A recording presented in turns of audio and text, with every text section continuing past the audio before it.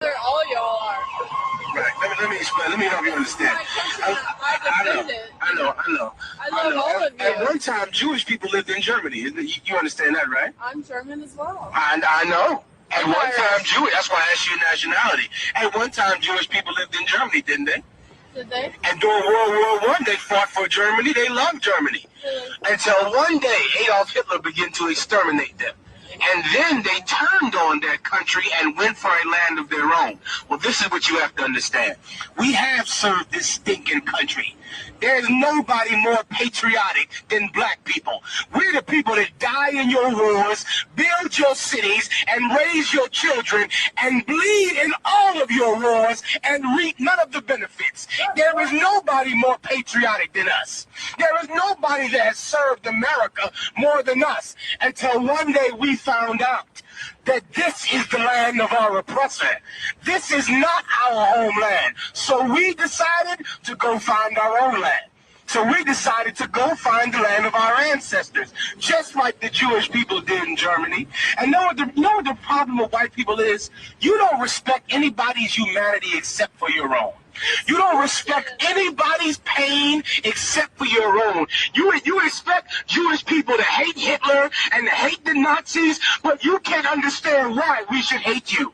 You can't understand that because you're not human, and you're cruel, and you're selfish. And if you had any love and compassion in your heart, you would know how much you deserve to be hated. If you had any love in your heart, you white people are merciless. And you hate to look at anybody as a human being. How dare you ask us, have we loved America? We have loved you forever, and you have always hated us. We have loved you consistently for 400 years. We prayed to that black Jesus, and we saluted your flag, and we died in your militaries, and you beat us like dogs. How dare you ask us, have we loved you? I have a question for you. When in the hell have you ever loved anybody but yourself? Give me Ezekiel 35. I'm looking you square in your eye and telling you this, that you are completely cruel. And you know why your heart is broke? Because I'm telling you the truth for the first time in your life. Your whole life you thought that you've been compassionate and caring, but meanwhile, you know what you are? Just another white girl standing on stolen ground, reaping the benefits of bloody fathers. That's what I just want to know, how much do you love your country? What's your nationality? So what my nationality is, so what color all y'all are. Right. Let me explain. Let me help you understand. I know. I love all of you. At one time, Jewish people lived in Germany. You understand that, right? I'm German as well. I know. At one time, Jewish. That's why I asked you your nationality. At one time, Jewish people lived in Germany, didn't they? Did they? And during World War I, they fought for Germany. They loved Germany. Really? Until one day, Adolf Hitler began to exterminate them. And then they turned on their country and went for a land of their own. Well, this is what you have to understand. We have served this stinking country. There's nobody more patriotic than black people. We're the people that die in your wars, build your cities, and raise your children, and bleed in all of your wars, and reap none of the benefits. There is nobody more patriotic than us. There is nobody that has served America more than us, until one day we found out that this is the land of our oppressor. This is not our homeland. So we decided to go find our own land. So we decided to go find the land of our ancestors, just like the Jewish people did in Germany. And know what the problem with white people is? You don't respect anybody's humanity except for your own. You don't respect anybody's pain except for your own. You expect Jewish people to hate Hitler and to hate the Nazis, but you can't understand why we should hate you. You can't understand that because you're not human, and you're cruel, and you're selfish. And if you had any love and compassion in your heart, you would know how much you deserve to be hated. If you had any love in your heart, you white people are merciless. And you hate to look at anybody as a human being. How dare you ask us, have we loved America. We have loved you forever, and you have always hated us. We have loved you consistently for 400 years. We prayed to that black Jesus, and we saluted your flag, and we died in your militaries, and you beat us like dogs. How dare you ask us, have we loved you? I have a question for you. When in the hell have you ever loved anybody but yourself? Give me Ezekiel 35. I'm looking you square in your eye and telling you this, that you are completely cruel. And you know why your heart is broken? I see something about these white women out here. That was interesting. She called him a son of a bitch. Who recalls who else called someone a son of a bitch before? Colin Kaepernick was called a son of a bitch by Donald Trump. What are you then? Oh, now that makes sense. So then you love Donald Trump and you believe that Kanye West should just shut up and sing, shut up and rap. You believe he shouldn't talk about the issues of his people. And you know what I love too? I love that Colin Kaepernick and Kanye West revealed the racism in you white women. You white women get a pass while white men are known to be racist and cruel and unkind, but everyone thinks that white women are so kind and loving, when meanwhile you are just as racist as your father, just as racist as Donald Trump. You hate Kanye West because you're a racist, and you hate us because we fight racism. Meanwhile, if a woman gets raped, when a woman gets raped and sexually abused, she's allowed to cry out. She's allowed to scream. She's allowed to cry for help. She's allowed to demand justice. But meanwhile, blacks and Hispanics can't complain. We can't say we've been mistreated. We've been robbed. We can't say that the music industry has stolen millions of dollars from poor black people. You white women are racist, and you've been hiding behind white men for too long. But finally, because of Colin Kaepernick, because of Kanye West, and because of the hard work of Captain Yakazak out here in this corner every week. Who's the camp leader down here? Officer down. These brothers come out here to reveal who the real racists are, who the racists who are hidden from society, who everyone thinks is the victim. When America has a problem, what do? They vote in a new governor. They vote in a new president. They didn't like Barack Obama, so they voted in Donald Trump. That's right. When you don't like the mayor, you vote in a new mayor. Here's the problem with the black community. We've been murdering each other in Chicago for as long as you can remember, and we still have the same leadership. The same leadership from the 70s. The black Christian church. Listen, if you out there and you done killed somebody before, don't worry about it, man. You shot somebody, don't worry about it. You did 10 years in jail, don't worry about it. You are not half the murderer as your preacher. Your preacher is the worst murderer you could ever imagine. And this is what Jesus Christ said. Jesus Christ said, marvel ye not that the whores and the publicans shall enter the kingdom of heaven before you. All these brothers you look at in Chicago like they gangbangers and they murderers, those brothers will see the kingdom before you. Those murderers will see the kingdom before your preachers. Those thieves, those liars, those brothers with their pants sagging around their ankles, those men are salvageable, and your preacher is not. When America has a problem, what do? They vote in a new governor. They vote in a new president. They didn't like Barack Obama, so they voted in Donald Trump. That's right. When you don't like the mayor, you vote in a new mayor. Here's the problem with the black community. We've been murdering each other in Chicago for as long as you can remember, and we still have the same leadership. The same leadership from the 70s. The black Christian church. Listen, if you out there and you done killed somebody before, don't worry about it, man. You shot somebody, don't worry about it. You did 10 years in jail, don't worry about it. You are not half the murderer as your preacher. Your preacher is the worst murderer you could ever imagine. And this this is what Jesus Christ said. Jesus Christ said, marvel ye not that the whores and the publicans shall enter the kingdom of heaven before you. All these brothers you look at in Chicago like they gangbangers and they murderers, those brothers will see the kingdom before you. Those murderers will see the kingdom before your preachers. Those thieves, those liars, those brothers with their pants sagging around their ankles, those men are salvageable, and your preacher is not. When America has a problem, what do? They vote in a new governor. They vote in a new president. They didn't like Barack Obama, so they voted in Donald Trump. That's right. When you don't like the mayor, you vote in a new mayor. Here's the problem with the black community. We've been murdering each other in Chicago for as long as you can remember, and we still have the same leadership. The same leadership from the 70s. The black Christian church. Listen, if you out there and you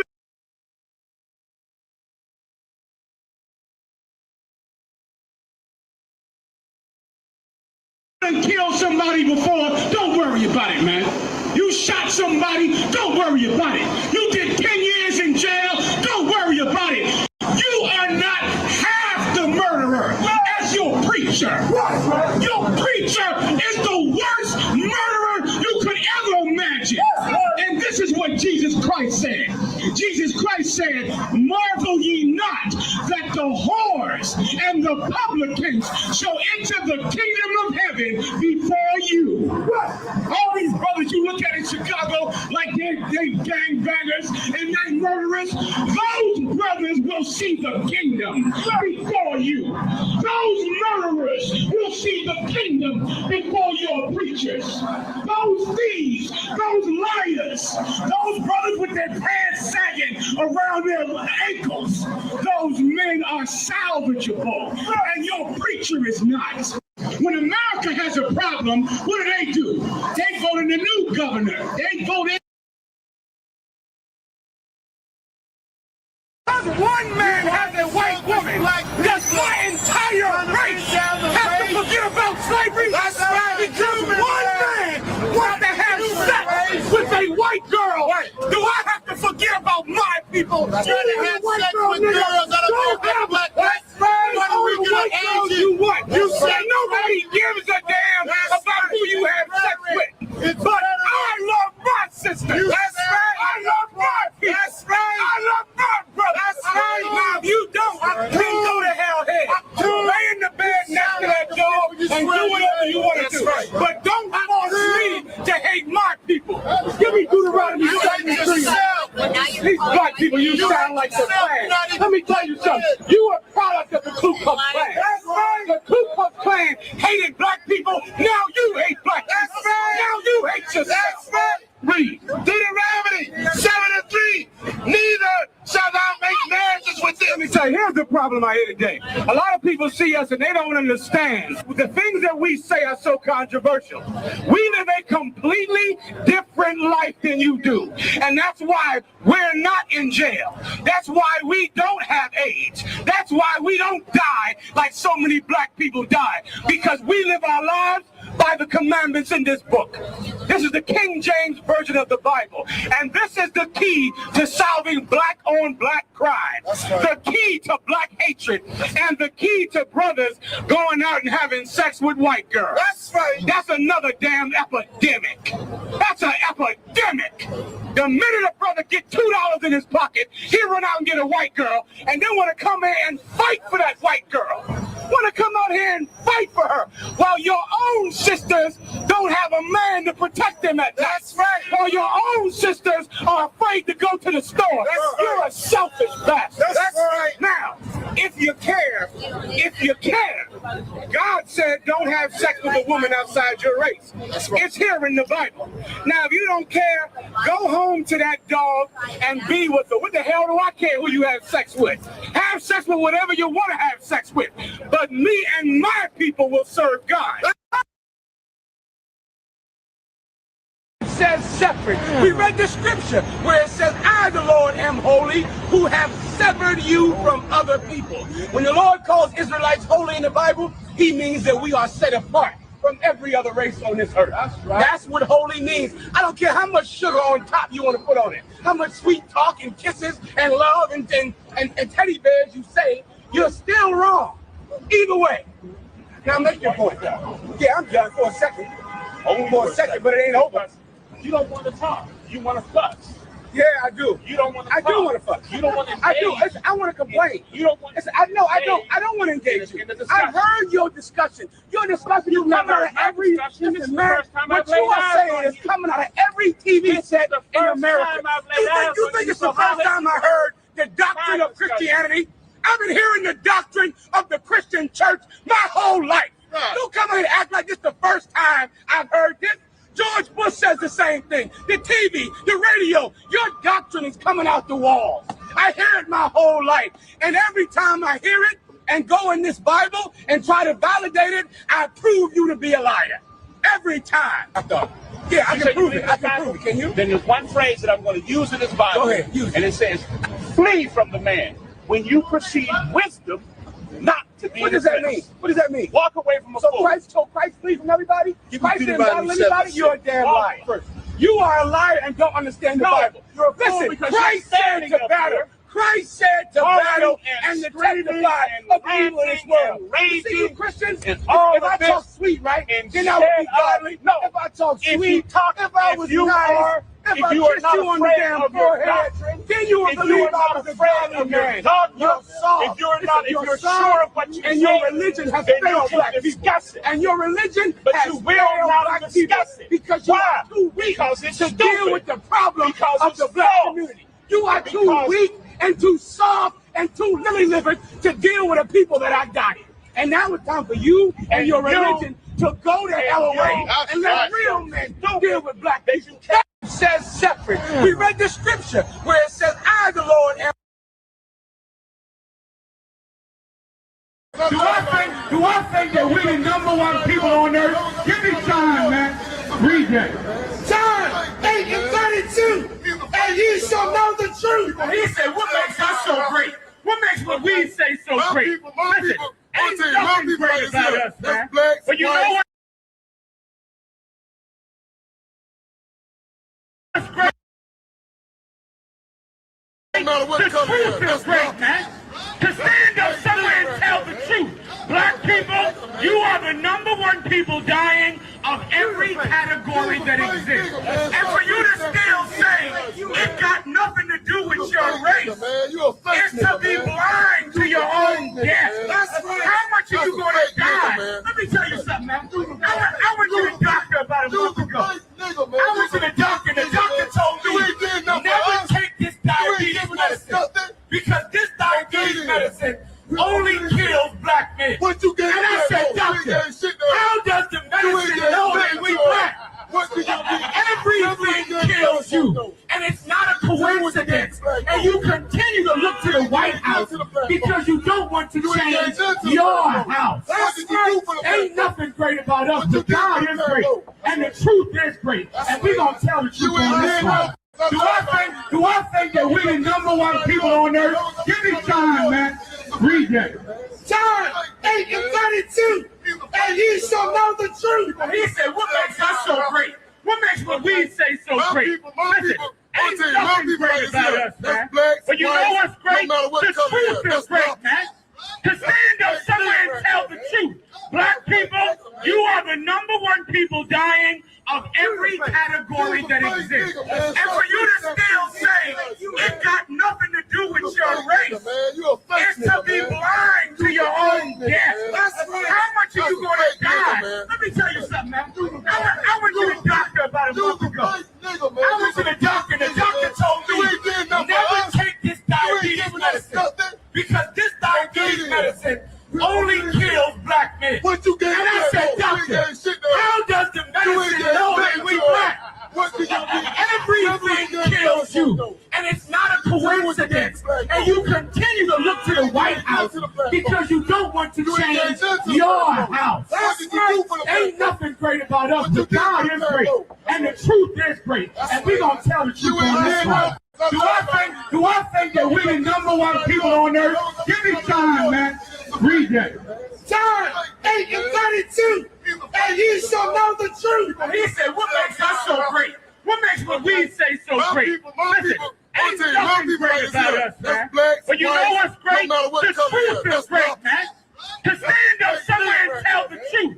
Black people, you are the number one people dying of every category that exists. And for you to still say it got nothing to do with your race, it's to be blind to your own death. How much are you going to die? Let me tell you something, man. I went to the doctor about a month ago. I went to the doctor. The doctor told me, never take this diabetes medicine. Because this diabetes medicine only kills black men. And I said, doctor, how does the medicine know that we black? Everything kills you. And it's not a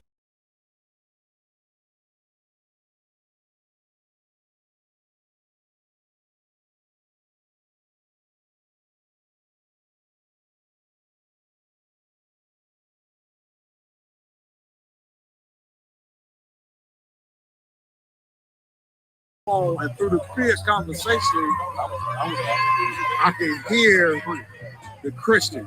Right. I can't remember exactly what we talked about, but meaning this, right? You got some Israelites. They say they're Israelites, but they still teach the same philosophy that Christians teach.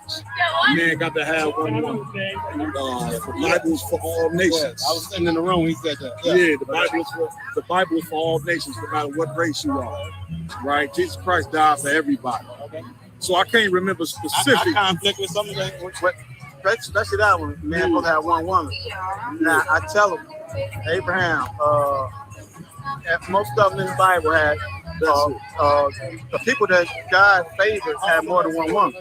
That's it. So yeah. There's no law against a man having more than one wife. You don't have to have no wife. I think the only rule, as from my reading, go ahead. You got to marry her. You just can't be sleeping with her. Well, marry her. Well, according to the Bible, sex is marriage. Okay. I mean, you have intercourse with a woman, that's your woman. Yeah. You get my point? Okay. So a lot of Israelites still teach the paper and the ring. That's Christianity. Like I have no ring because the Lord, I don't want to. I want it. Ain't even. I say them vows in front of the Lord. I don't like the government involvement in it. Here's the key to it all. The Lord don't care about no medal and no ring. The Lord care about who you share your body with. Right. Now, if we teach our daughters that the first man that ever had intercourse with them is their man for the rest of their life, how much confusion does that stop? How many women do we stop from being whores if we teach that sex is marriage? So now when you teach brothers that they know if they touch this woman, she is his responsibility for the rest of his life. Ain't no throwing her away because of no paper in the ring. The Lord don't care nothing about that. And you get my point? So when me conversating upon them brothers, I offered the brothers to have a debate and they turned it down. You get my point? With debating is a part of what the prophets of the Lord have always been about. Okay. Scriptures say Paul disputed with the Jews daily because why? He coming up against the different gods that they believe in. Because according to the Bible, it's only one God. But when you get to teaching several different doctrines, what people don't understand, that's a representation of a different God. You get my point? So yeah. Okay, it may be one I call him the Most High. That's right. Because there's people underneath him that's higher than us. So it ain't no. It's one God. Okay, that's a fact. But it's angels and people like Enoch, if you believe in Enoch, that ascended and they're higher than us right now. Right. So back to my question though. But it don't mean that he didn't die. Like when you read the book of Enoch that they got out now, right? That's a man. That's a man's interpretation of Enoch. That ain't the actual book of Enoch. They got the book of Enoch. They got the book of what's the other book Eli. They got out there? Eli, not Eli. What he did? Huh? Not the Book of the Dead from the Bible. The Book of Enoch and another book out there. Not even Josephus, but it's another book that's supposed to come out of the Bible. All those are when you go to the author of the book. This be some man's opinion about the book, but it's not the actual Book of Enoch. The Book of Jasher. You get my point? And so, yeah, man, like I said, you come sit down. Okay, I want to go back to my original question. Please. What's the difference between the Israelites and the Christians? What's the difference? Because like you can know the difference between a Muslim and a Christian. If Muslim believe it's only one God, there's no Jesus. Right. What's the difference between the Israelites and the Christians? I'll give you basically how we just talked about sex. Christians teach that marriage is a ring and a piece of paper. That's not what the Bible teaches. Christians teach that God is for all races of people. That ain't what the Bible teaches. Christians celebrate Christmas. That ain't in the Bible. Christians celebrate Thanksgiving. That ain't in the Bible. Christians celebrate Easter. Then they try to say that's his birthday and everything. That's how to go. Birthdays is a sin. No, birthdays is a sin. To celebrate the birthday. And when you're dealing with the religion of Christianity, you are dealing with the religion of our oppressor. Our ancestors was forced to take that. So why would we follow something that at some point in the Bible and Ethiopian Bible, it started out Jewish, Hebrew, then it go straight Christian, like some flip. Like the Bible doesn't teach Christianity at all. But what happened is the Christians are they masters of witchcraft. So they take a verse here, take a verse there, take a verse there, and misinterpret the verse. And because our people haven't been taught by the real prophets of the Lord, they're able to deceive you by misinterpretations. But that's why when they come to us, they don't stand a chance because we can go and show you what the actual precept means. Okay. So we just spoke on my biggest issue with the Hebrews that I hang out with. Yeah. They tell me I'm going to burn the pit because I won't get married. You know, I think you're supposed to have. You should be allowed to have more than one wife. They're like, one wife, you gonna burn the pit, bro? I'm like, okay, y'all lose me there. Here's the problem with that, right? Jesus Christ compared the kingdom of heaven to 10 women going to marry one man. So if having more than one wife was a sin, Christ wouldn't compare the kingdom of heaven to 10 women going to marry one man. What they saying is conflicting with what I'm reading, and I had to read the King James twice. Yeah. But it seems like it's mind altering, like they're trying to get you to. Okay, how you feel about the fear of God? You should fear God. Having the fear of the Lord is the most healthiest fear that you can have because it's going to stop you from breaking His rules. Get my point? Like I'm gonna ask you this: what is sin according to the Bible? What is sin according to the Bible? What they based on what they saw. Anything against what's written that they say God doesn't like adultery. That's it. To be more specific, sin is the breaking of the law. The breaking the law. Get my point? And so, unless you dealing with the whole teaching the people what the law is, then how they gonna know that they breaking the law? If you don't teach them what the law is. And like in Leviticus, there's a whole bunch of it ain't 10 laws. It's a whole list of laws. No. Do you Hebrews go off the same laws in Leviticus? We go off the whole entire Bible. From Genesis to Revelation, we deal with the whole Bible in its entirety. Dealing with the King James version. We deal with the King James version. The King James is the most accurate Bible that's out there because of the scholarship that he put into the Bible. Okay. You say you see Texas and you see the person that wrote it. Who wrote the King James Bible? The prophets of the Lord wrote the Bible. Israelites is what the one described. Real quick. Say I'm a prophet, right? Daniel, his brother, my scribe, he wrote the Bible. So, but when you're dealing with the King James Bible, he had 24 scholars. He had them go translate the original Hebrew and the Greek into English. Because, hey, how you doing? Because during the time that he had the Bible translated, You had our people living in Europe but couldn't speak Hebrew or couldn't speak Greek. So he had them translated so these people would be understand. Because imagine you reading the Bible in a language you can understand. They can tell you anything they want to tell you that's up in here. So he came up against the Roman Catholic Church and had the Bible translated properly. The scholars that he had at that time were the top scholars, and that's why the King James is the most accurate Bible and the most bought Bible that's out there right now. Ready to front to back twice. Yeah. Now, let me say this to you. Before I came into the truth, I read the Bible front to back twice, and when I came into school 15 years ago, I found out I didn't know the Bible. Right, that's why I had to read it. I read it too fast the first time. Because it's like trying to become a scientist, right? I can give you 2 science books, but it don't make you a science because you read the book. You got to actually sit in class and be taught by the scientists on how to become a scientist. You get my point? It's the same way with the Bible. The Bible teaches you that you have to be taught by the Bible. You just can't pick up nothing and read it. You're gonna be why? Because the Bible is full of symbolics and metaphors. You got to deal with context of the Bible. So you will read things and not understand it because you don't understand the context of the Bible. You get my point? And that's why I go sit and listen to Bowie. But you're right. Bowie is a more Christian church. Absolutely. They Israelites, and they claim that and everything, but you know. So I stopped going there because I was just too conflicted with that. Yeah. I just went back to my book and just read for myself. That's it. And then after I did that, I'm 70% finished with the Ethiopian Bible, and that don't read nothing like.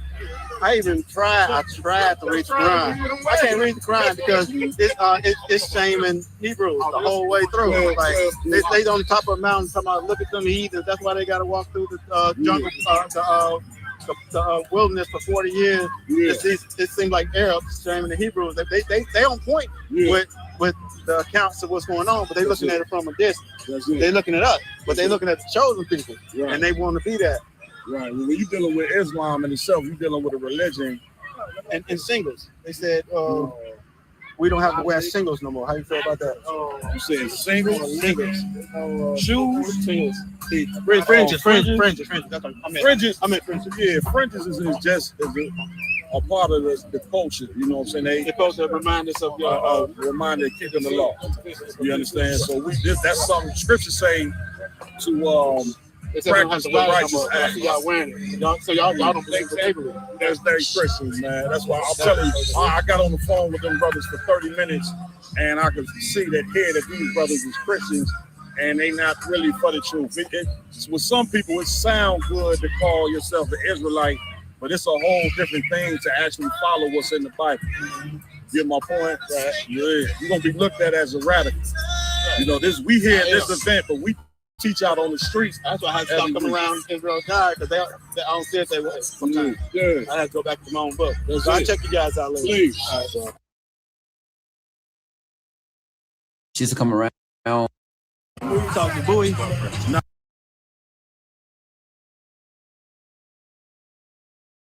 Explain to you. In a court case, a trial where it's a young black man who already looked at as a villain. You know that's the depiction that they got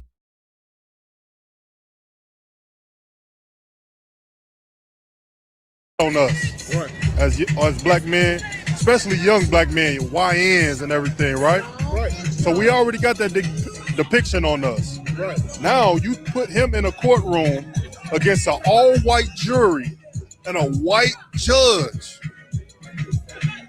and you sentence him to 35 years. In 1950, that would have been a lynching on him.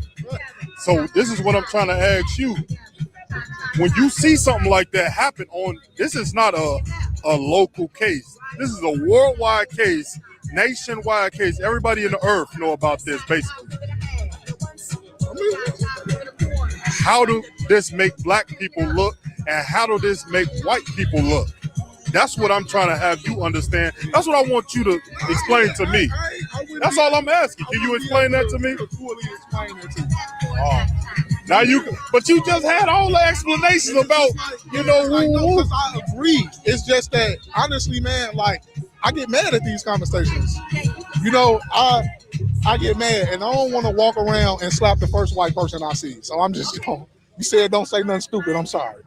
But it's the truth, bro. It's like, that's how I feel. I feel like his parents failed him because we know the world that we live in.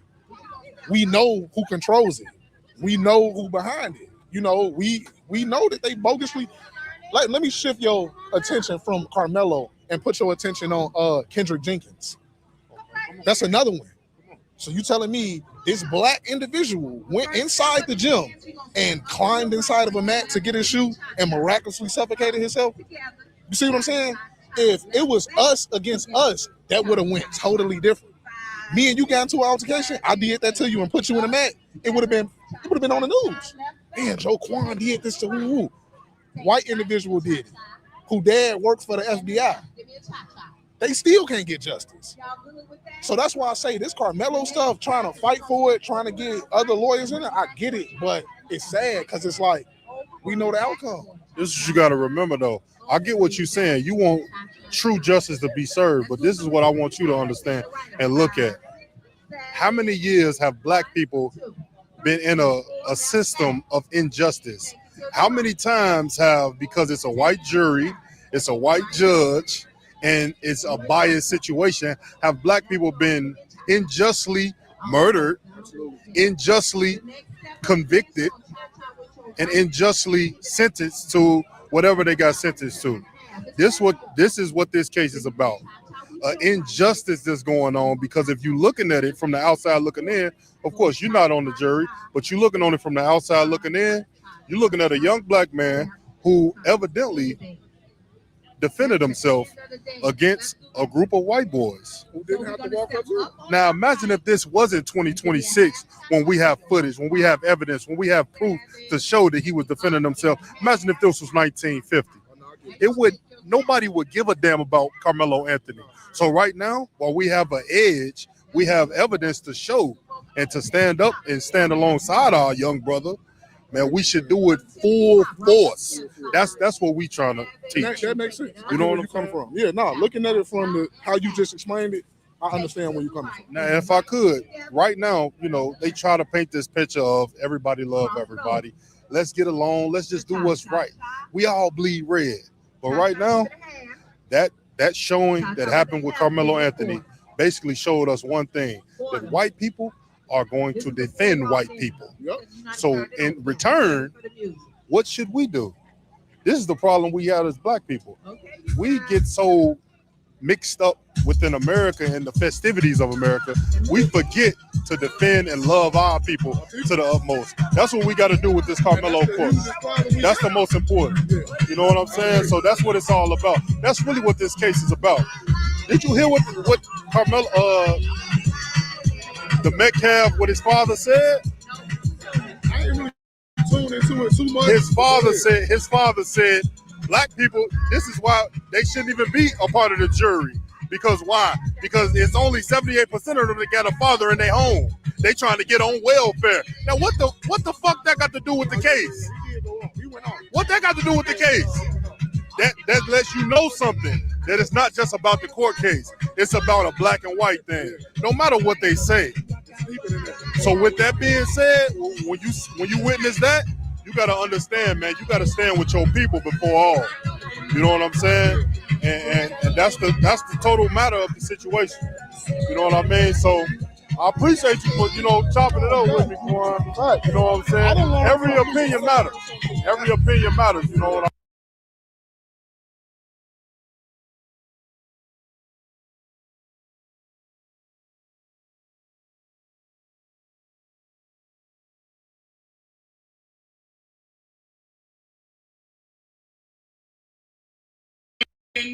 Guatemalan, Puerto Rican, Mexican, you all are the same people.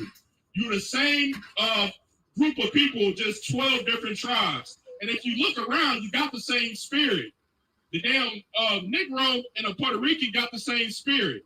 Negro and a Mexican got the same spirit. The West Indian and a Haitian got the same spirit. We are the same people. And you can tell that we are the Lord's special people. Why? Because everything we do it the best. Everything that we do, the entire earth copies it. They copy our culture. They copy hip hop. Everybody want to be like Mike. We got the best singers. We got the best every goddamn thing. Everything in America that's here in America, we invented. But the white man stole it and took it as his own. Keep reading. It will set them in their land. The Lord said that he's going to have mercy on us and set us in our own land. That's what black people need to heal. We need our own land. Black people, black man, you need to run your own government.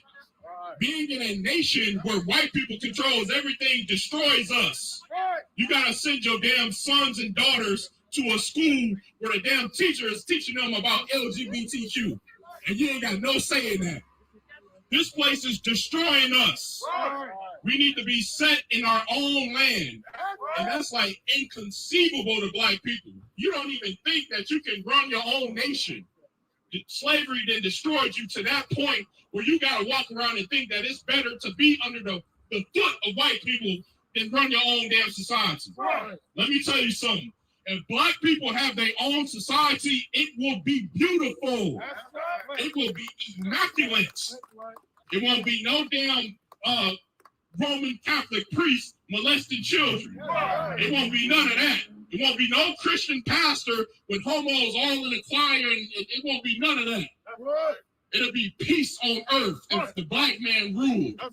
The white man and his damn propaganda want to paint the picture like we monsters. We are the best people on this planet, and you know it. That's why you use your damn propaganda via the CIA to destroy our image. Go ahead. And the stranger shall be joined with them. So the Lord said he's going to put us in our own land, and a stranger is going to be joined with us. Go ahead. And they shall cleave to the house of Jacob. And the people shall take them and bring them to their place. So this is the kingdom of heaven right here. Blacks, Hispanics, and North American Indians, you're going to rule in your own homeland. And every other nation is going to cleave unto you. And we're going to take them and put them into their place. I'm reading it out the Bible, Isaiah the 14th chapter. Let's get some more. And the house of Israel shall possess them. And the house of Israel will do what? Possess them in the land of the Lord. And we're going to possess every nation as slaves in the land of the Lord. That's the kingdom of heaven. I know you never read that in the Christian church. What God do you think you serve in this Bible? The God in heaven is a God of warfare. All throughout this Bible, it talks about how much killing and enslavement the Lord did. He destroyed the Egyptians. He destroyed the Greeks. He destroyed the Romans. And you think God is all love. And you think that God is not going to destroy white people for what they did to his chosen people. Keep reading. For servants and handmaids. For servants and handmaids. That's judgment in the Bible. The judgment for white people for the crime of exterminating the North American Indian, for enslaving the so-called black man, for robbing Hispanics of their own homeland. Your punishment, according to God, is you are going into slavery. And that's where you deserve to be. You deserve to go into chains. You're going to be in a gravy line eating kibbles and bits. There's going to be a Mexican that's going to come and slop some dog food in a tray, and y'all going to get to eat. Y'all going to eat one time a day. So y'all continue to run these marathons and everything like that. Get fit. Because Christ is coming to enslave white people. Because you are the devil that the Bible speaks of. I mean, and you know it's true. You know what I'm saying is true. You know what you're doing all across the earth. You know that you are enslaving people all across. You know you need to go into subjugation. If white people do not go into subjugation, they're going to murder everything. They're going to take Taiwan from China. Imagine that. Imagine going to war trying to take other people's homeland. Imagine trying to take Venezuela from the Venezuelans. Imagine trying to take Argentina from the damn Argentinians. Imagine taking America from the North American Indians. White people, judgment is coming to you, and it's such a great thing. I'm glad that you put Donald Trump in office because he's a damn idiot. That's right. He's pushing your country into war. That's right. Why is he pushing your country into war? Because during warfare, a president can elect to do a third term. So he's doing everything he can so he can stay in office. Donald Trump is probably going to be your last president, and it's a beautiful thing. Right. I'm so happy for the right wing, the Republicans. Y'all doing an excellent job. Keep up the racism. Thank you. Go ahead. And they should take them captives, who captives they were. Keep going. And they should rule over their oppressors. And they should do what? What did the Bible just say? And they should rule over their oppressors. That's in the Bible. Black people are going to rule over their oppressors. And it's going to be a glorious thing. When black people come into power, we're going to eliminate the LGBT community. There's going to be no more of that. White people, you're not smart enough to be in rulership. If everybody is homosexual, then there's no reproduction, dummy. We're going to eliminate that first. Go ahead. Verse 3, and it shall come to pass in that day that the Lord shall give thee rest. And the Lord is going to give Hispanics rest from the terrorism of white people. That's going to come to pass. That Hispanics are going to get rest. They're going to get peace in their own land.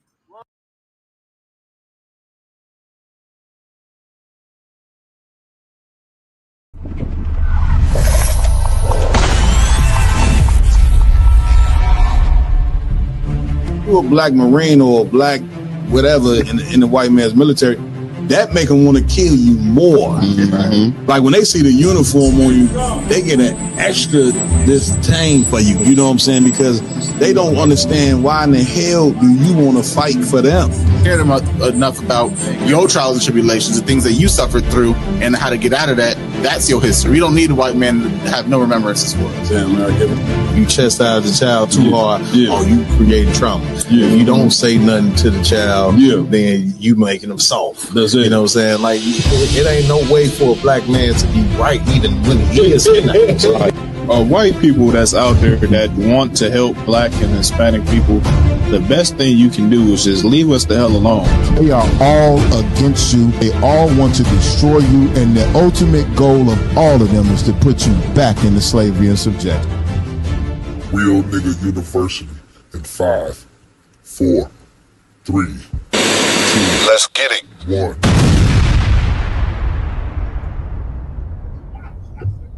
Hey, Shalom, Israel, what's good? Round Table of Truth.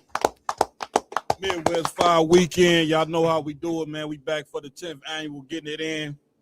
We got a very special guest that's about to join us in a few. General Mahayaman will be here shortly. That's right. So, yeah, I mean, it's going to be this. You might want to, I don't know if you want to have the kids up for this one. Get me right. I ain't telling you to put them in bed. It's kind of early, but I don't know if they should watch this one. But I also want to big up General Q in the building. That's right. You understand? We got the brothers in here from out of town, man, eating good breakfast. The sisters in prepared mimosas, man. Y'all know how we do it, Midwest 5 weekend, man. A 4-day marathon. This is the kickoff. Round Table of Truth. We about to get it in. Like always, man, I want to give it up to the nigga God, the God of blacks, Hispanics, and Native American Indians. Yahweh in the Hebrew. We do have a God. Damn right. You understand? We got to make sure you understand that point. That way you can let go of that Christian God, let go of that Arab God, let go of them African gods, East Indian. We want to worship everybody's God but our own. Right. And the ISUPK, man, we let it be known. We worship the nigga God. Right. Niggas are supposed to worship somebody that look like them. That's right. Somebody that got the vibe that they do.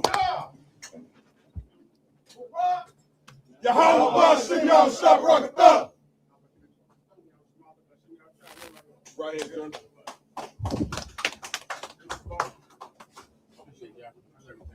John. We just started, son.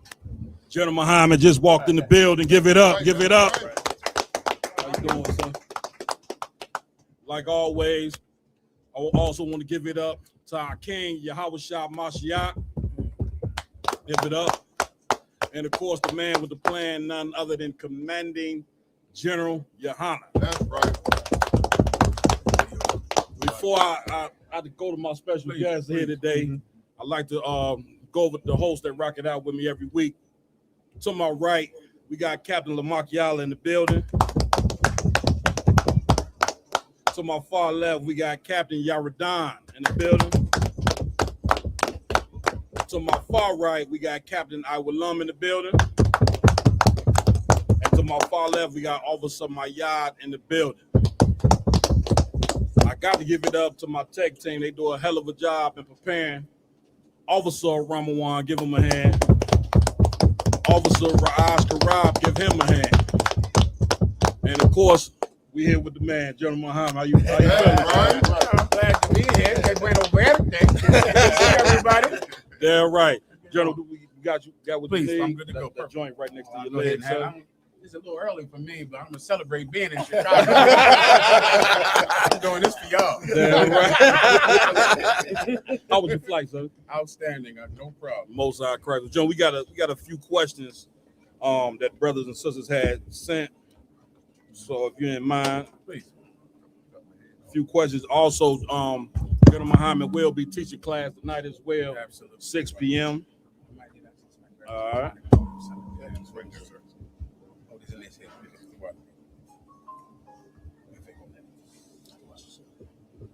You ready for me, General? Absolutely. Okay, this is from Officer Mpatazai. He wanted to know what are some of the obstacles you had to overcome to become the general the whole nation looks up to today. Most High Christ. Well, what I first started with, right? Okay, you want to kind of think about being in the truth like you are starting over as a brand new person again. Damn right. Like all of us, we all came from our mother and our father, and in essence, we are the culmination of what our mothers and fathers put into us. And because of that, so many of us are absolutely broken. Damn right. Because we're actually the people that our mothers and fathers broke. That's right. And Jesus Christ knew this. And Jesus Christ, when they came to Jesus Christ and they said, well, how can someone be born again? How can they go back into their mother's womb? And Jesus Christ said that ye that are born again are not ye that come out of thy mother's womb. That's not who you are. Right. What I did when I came into the truth is I started over and I patterned myself after Commander General Yohana. Just like a child would look at their father or their mother, and you just look at him and you start wearing sunglasses because he wears sunglasses. Right. You start to walk like him, talk like him, and then you do other things far more important. You begin to have a conscience that I didn't have before I came into the truth. I was absolutely conscienceless. I didn't think about things like right or wrong. Yes, sir. But I noticed that he thought about things like right or wrong. And if I'm going to be a child that starts over, I have to pattern myself after someone. So that's what I did. I began to just do that and just do it on a higher level every day. Damn right. Every day you just wake up in the morning, brother, like a competition almost. I counsel a lot of people, as you know, and I see the error in many brothers and how they pattern their life. They're kind of patient about change. Right. Kind of acceptance of failure, acceptance of, I'm not there, one day I'll get off of these drugs, I'm working my way to get off of cigarettes, Right. I know I'm still seeing these whores and doing some things wrong, but one day I'll stop, and that is not what I do. Damn That's right. not how I live my life. Damn right. I wake up every day and I think like a competition, and you have to win today, and someone wins today, and it has to be me. I have to win today, and I have enemies of many everywhere, and they want me to lose today. Right. And I just think about them, and I think I'm going to get up today and win. And at the end of the day, I'll have to say either I won today or not. And if I did not win, then I'm motivated more to win tomorrow. And so in doing so, you begin to get better every morning. Damn right. Everyone understands. Also, too, if you got any questions in the room, you're more than welcome to ask questions as well. All right. I have another question as well, General. The brother wanted to know, Captain Kapaj, when the ISUPK starts getting massive in numbers, will the majority officers rank? Will the majority be officers rank or up in troopers? Excuse me, sloppy. For example, if a city has around 500 men, would we intentionally try to make them all officers, or would a large amount be troopers? If a city, so when the UPK grows in number, let's say, for example, that we have 500 men in one city, right? Which is not a lot of people. Right. That's not a lot of people that have 500 men in one city. Right. I probably would start with thinking like that. Right.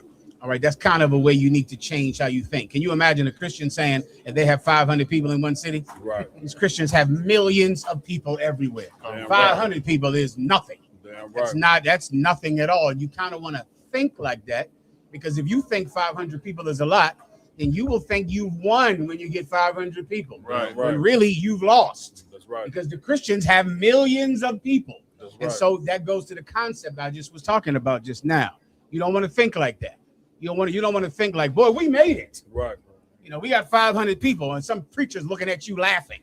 Right. He's going to look at your 500 and bust out laughing in your face because you're sitting there celebrating like you won the Super Bowl. Right. Because you got 500 people. And his church has 25,000 people that come to the church every Sunday. Right. Am I making this up? Every Sunday, 25,000 people walk up in that room. That's right. And what are we going to do? High five? Right. Over 500 people? No. Right. No. We'll do nothing different with 500 people. Damn right. That's all. We'll just act like we are right now. And in the UPK, we never try to have a rank. Brothers earn their rank up, and God gives it to them. And that's just that. So if it's one officer out of 500, it'll be one officer and 500 troopers, because that's what those men earned.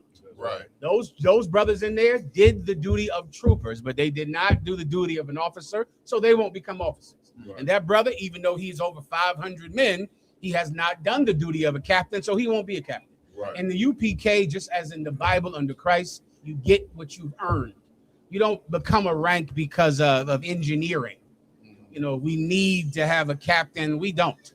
You don't need 5,000s are outstanding. 5,000s are the bedrock of this school. Damn right. That's just straight up and down the truth. Right. The bedrock of this school are officers of 5,000. They've been in here 12 years. It's an officer of 5,000. You know how much experience this cat has? Right. This cat has what he's seen. He's been through COVID. He's been through every goddamn tragedy in the world. Right. He's an officer of 5,000. They're the bedrock of this school, and that's an honorable rank. Damn right. You get what you've earned, and you won't get a drop more or a drop less. Right. Right. Damn right. Damn right. And so like you said, when you say that's the fundamental difference that people don't know between ISUPK and these other so-called Israelite groups, you know what I mean? Like, people come up in there and they can just jump around. They give themselves titles. They give themselves rank and names, and they high priest and they elders after 5 years. You know what I mean? Here, ever since I walked through these doors, and the same with every man that's in this room, sir, as you said, including yourself, we have earned every ounce of rank and respect and whatever's been given to us by the Most High. And I think that is the fundamental difference between us and anybody out here calling themselves Israelites. I'm telling the truth, warrior. Give him a hand. Damn right. Absolutely. Now, General, I know some years before, before I even came into school, Commander General Hunter, yourself, and a few of the other generals and captains came up to Chicago. Well, I don't know if people know. I remember seeing the tape downtown. What was that experience like coming to have camp in Chicago? You know, for the first time. I don't know if you remember. I do remember. It was a hell of a thing. I remember Commander General Yohana was battling this cop. My God. He yelled at this cop. I said, we all going to jail again. Back then, he was good for getting us all locked up. He'd be somewhere, he started going off. I said, didn't go. Here we go again. No problem, officer. I know what to do. You damn cop, he yelling about the cop. You mother, I'm gonna deal with this. We all just start getting locked up, going to jail. Damn right, sir. Damn right, God. So he was yelling at this cop in Chicago one day. Yes, sir. She said, get away from my gun side. He blazing on her, and she said, get away from my gun side. He lost his mind more. Because she dared to mention getting away from her gun side. I'm saying, like, we going to jail again. Somehow we didn't go to jail. I can tell you right. We didn't go to jail, and we went over there wherever that Chicago sign is. It's like a vertical. It's on State Street. On State Street. It was just a glorious day to be out here in Chicago, and I would have never known what it would become because of your hard work on it. I would have never known that day. The water to you, bro. Water to you, son. Right. Saying that, General, now we got to ask you this. What did it take during the time, I ain't gonna say when the school split, but when a ton of men left the school around the year 2000, if I could, General, what did it take to stand by Commander General Yohana during that time and work with him in rebuilding the school? What was that experience like, sir? Okay, I mean, I had a very different experience than Commander General Yohana did during that time. Right? Okay. Commander General Yohana during that time, he had the burden of that time. He had the burden of, doing the right thing, of being right. And he had to go through the pain of losing all of those brothers that he loved. I got you. He went through all of the pain of losing them and seeing them fall out to school. Gotcha. Men that he thought would never fall out to school because he would never fall out to school. So he really assumed that these men would never leave the truth. Right. And so he had the greater burden. Me, myself, at that time, I was just a soldier. That's the best way I can describe it to you. I was following Commander General Yohana, and if we was going to go and start, selling paper cups, I was going to be in a paper cup camp and sell paper cups. Damn right. It was so much simpler for me. It wasn't like it was for him. For me, I was assigned to him. I knew that from the Lord, from Yahweh, that I was assigned to him. And so in essence, anything he did, I had to do it with him. Damn right. You get my point? It was just that simple. So he wanted to stay in the truth, never leave it. So was I. He wanted to start selling waters. I'd be the second in command of the water sellers. Right. It was just, to me, it was that. It was just, I was assigned to him, and that was that. So, I mean, if everyone left the truth, it didn't matter to me. I didn't even care. I got you. It just meant nothing to me that everyone left the truth because my whole world was him. Right. So I just had to be with him. And if I was with him, I was doing what the Lord told me to do. Right, so that was my experience, is just being with him. And that's my experience now. Damn right. Slight General, if I could, seeing that all those brothers left the school in the year 2000, do you think the only reason they joined was because of the fear of the prophecy, meaning that judgment was coming soon? That's why they joined the school? Okay, no, it's not that. It's not that they fear of judgment can keep you in the truth, right? So, and Jesus Christ talked about how that because of this fear of judgment, many will join the school, many will join you. So, fear of judgment is good. The beginning of wisdom is the fear of the Most High God. Right. So, really, they did not fear the judgment. You get my point? That's right. But to be more exact, and this happens to this day, right? To be more exact, you come in the truth with a full heart to stay in it. Right. I mean, intending to stay in it. But then you are tested and you fail. Right. Which goes back to what I was saying before about every day you have to win. Right. Like it's like anything. There's 1,000 things that people commit themselves.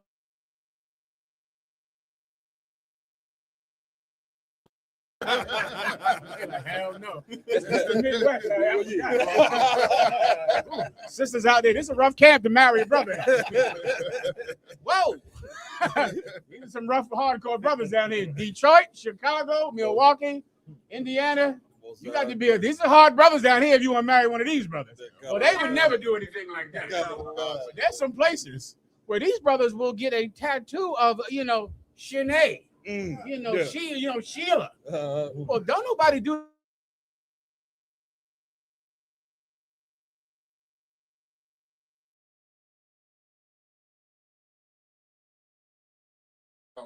Right on that arm, you got to see Jamal. Every day you in love, you taking it to the church, getting the ring on her finger. Jamal is written right here on her hand, on her neck. Tattoo intended on staying with Jamal forever. Damn right. Then she was tested, and her and Jamal broke up. Right. That's what it's like when you come into the truth. It's like anything that people come in, they hear it, it moves them, it changes their lives, it helps them. Then they are tested, and they fail. Damn right. And it is just that simple. And this happens in 1,000 things. This is why marriages that go spend $20,000 on a wedding, rings that cost what? My God, that wedding ring, $50,000. The limousine, if they still do that, the horse-drawn carriage, the church, the signing the paperwork, saying that if I leave her, I lose half of my money. You're still leaving her. Damn right. They're willing to lose half their money. Damn right. None of that matters, Doc, because they make a commitment, they truly intend to keep it, then they are tested. And that's why so many people have left the truth, because they couldn't take the test. They couldn't pass it. The test came and then they failed. And the year 2000 thing was an excuse to leave the truth. Right. What in the hell? Once again, that's not how I thought. I wouldn't care when it happened. When Christ comes back. And what makes you think you're going to the kingdom when he does? That's a thing that blew my mind. Christ comes back tomorrow. I guess you're gonna tell brothers to move out the way. Let me walk up on the chariot. Excuse me, my require. You in my way. Is that how it works? I don't know if it works like that. Maybe you ain't gonna get it. Maybe you won't make the kingdom. Maybe God knows things about you that brothers don't. Maybe you are not going to the kingdom. So why someone leaving the truth out over because Christ didn't come back in the year 2000 is just weak. Please. Come. Give him the mic.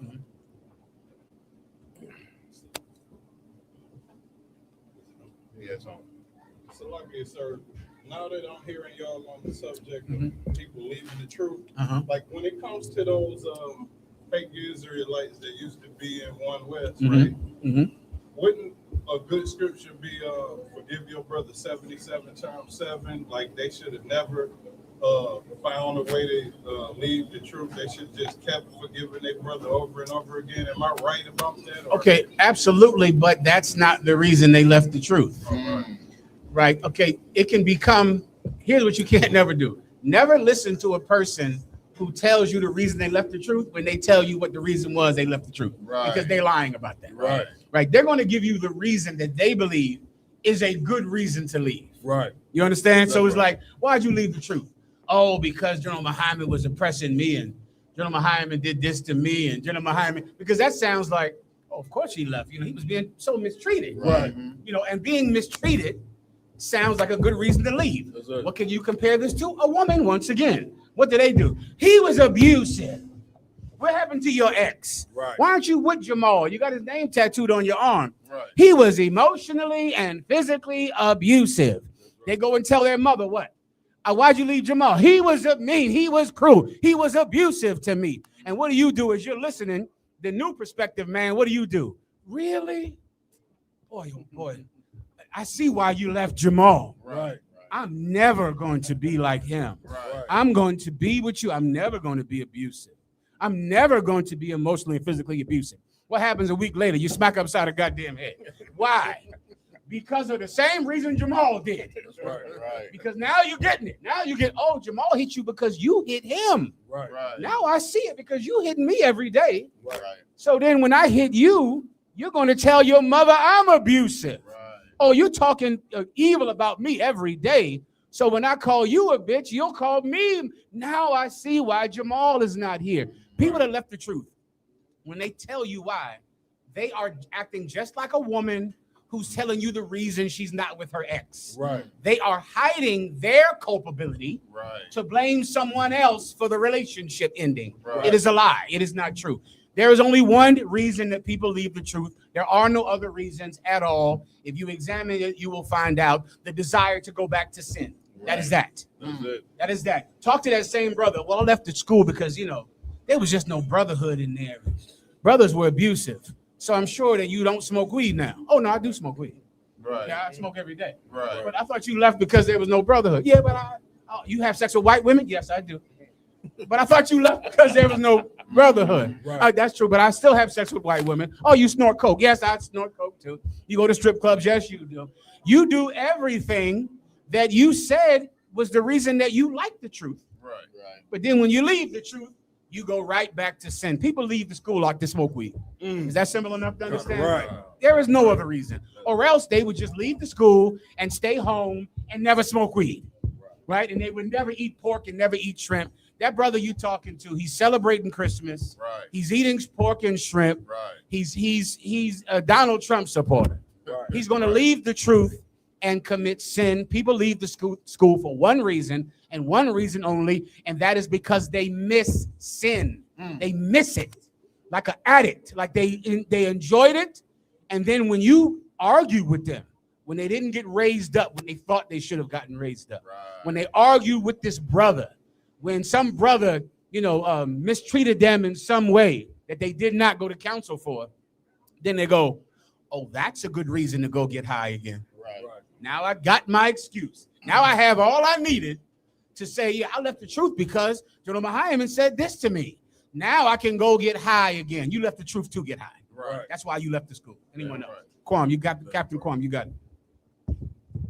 Get California Quam a hat. Damn right.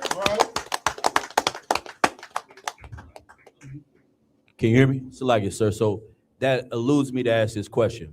So if you can give a breakdown on why it's so important to be rooted. One more time.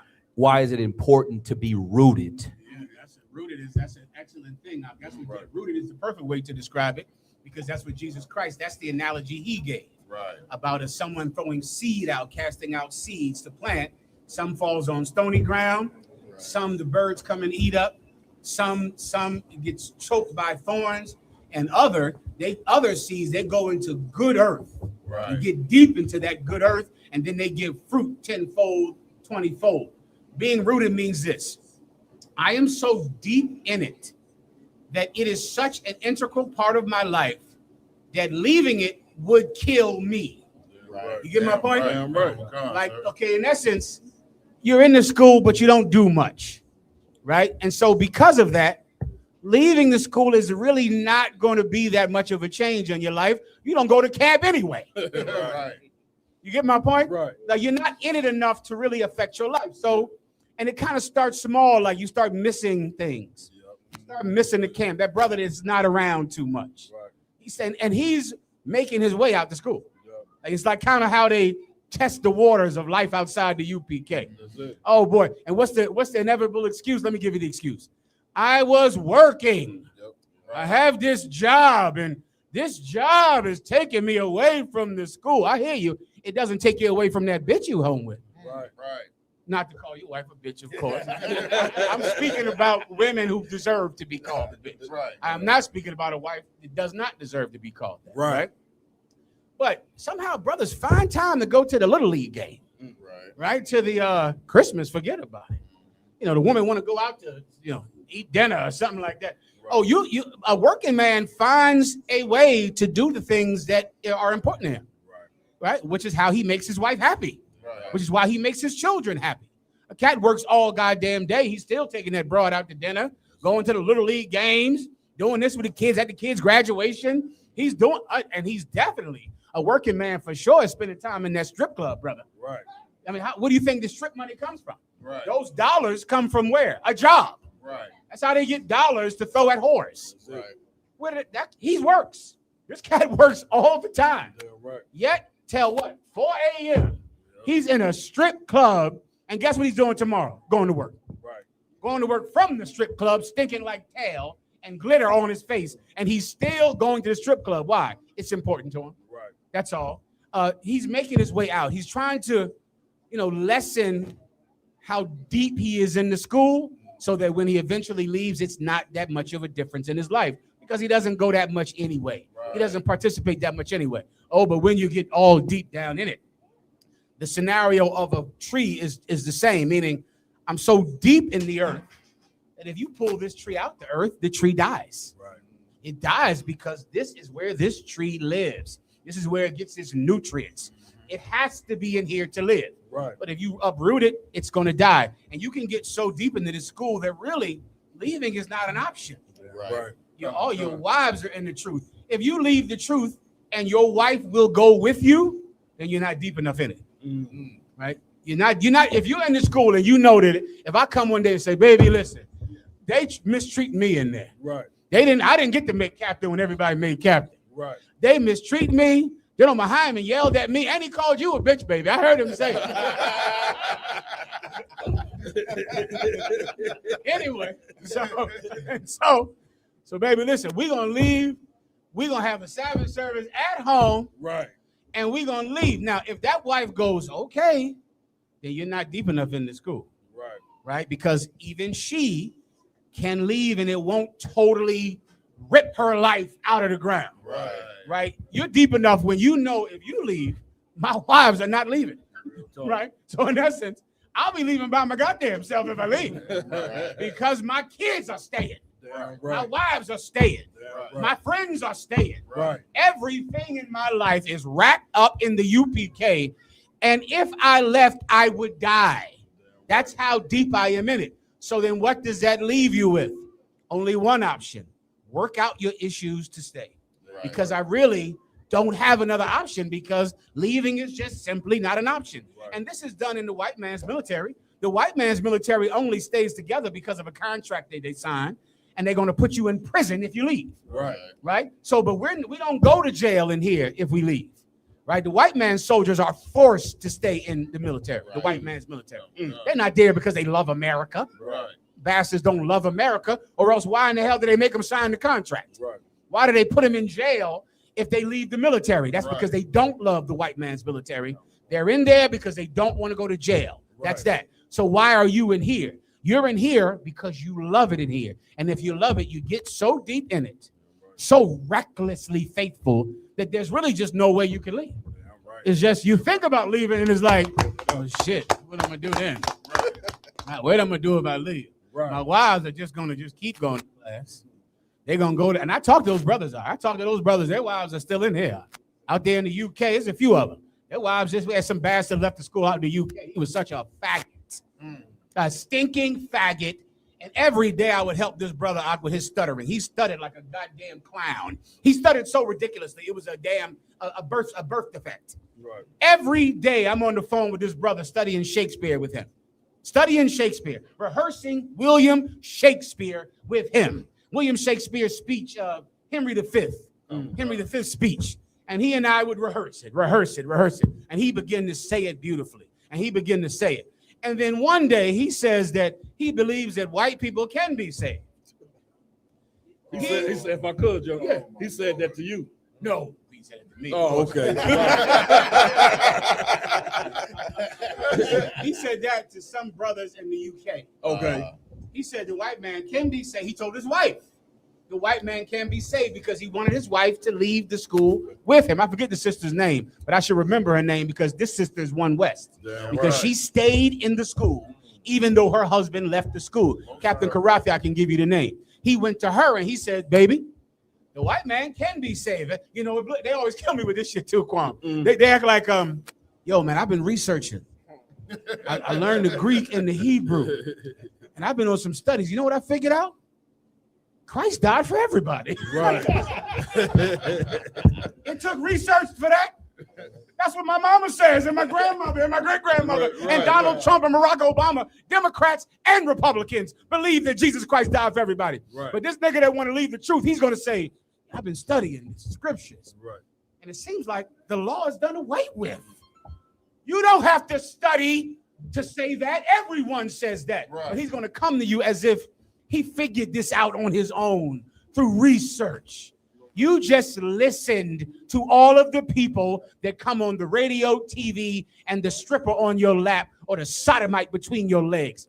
You listened to them. You didn't get this through research. Why? Everyone believes this. Every dope fiend believes that the law is done away with and that Jesus Christ died for everybody. He went to his wife and he told her this. He told her, and she said, she called the school. She said, that's not true. And she called the school and said, my husband is saying that Jesus Christ died for everybody and white people can be saved and he's wrong. And she went and reported it to the school. Dang. That's just his one West. And then all of a sudden did all of, everything that could fall on him fell on him and he ran the hell up out of it. Right. But that sister is a good example. She is so rooted. The thought of leaving is impossible to her. Damn right. It wasn't impossible to him. You know why? Because he had stopped coming around. Why? Because he was just working so much. His slavery, that slavery is just taking you away. Somehow Christians go to church and go to slavery. That's a fact. I just wonder how Christians are able to do that. Christians go to church every Sunday. Christians go to church, brother. I think they're starting there at 11 o'clock. I think they've done about 6 o'clock. I think they paid tithes and donations in $10,000 line and $1,000 line, and yet they still stay in that Christian church. That's a fact. But you can't be in here because of a job you don't want to be in. That's all.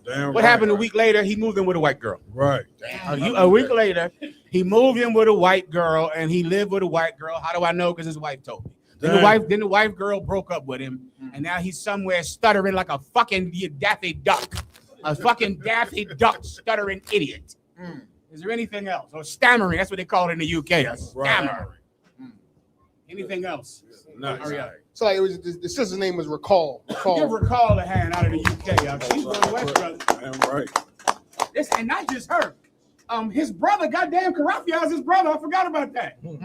That's Karafia's brother and his sister. His Karafia is his physical brother and his physical sister and his wife all stayed in the school. That stammering Daffy Duck faggot is gone with some white girl left.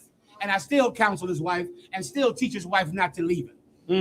If not for this UPK, his wife would not sleep in the bed with that Daffy Duck fucking idiot. Otherwise, why would she sleep with him? It cannot be pleasurable at all.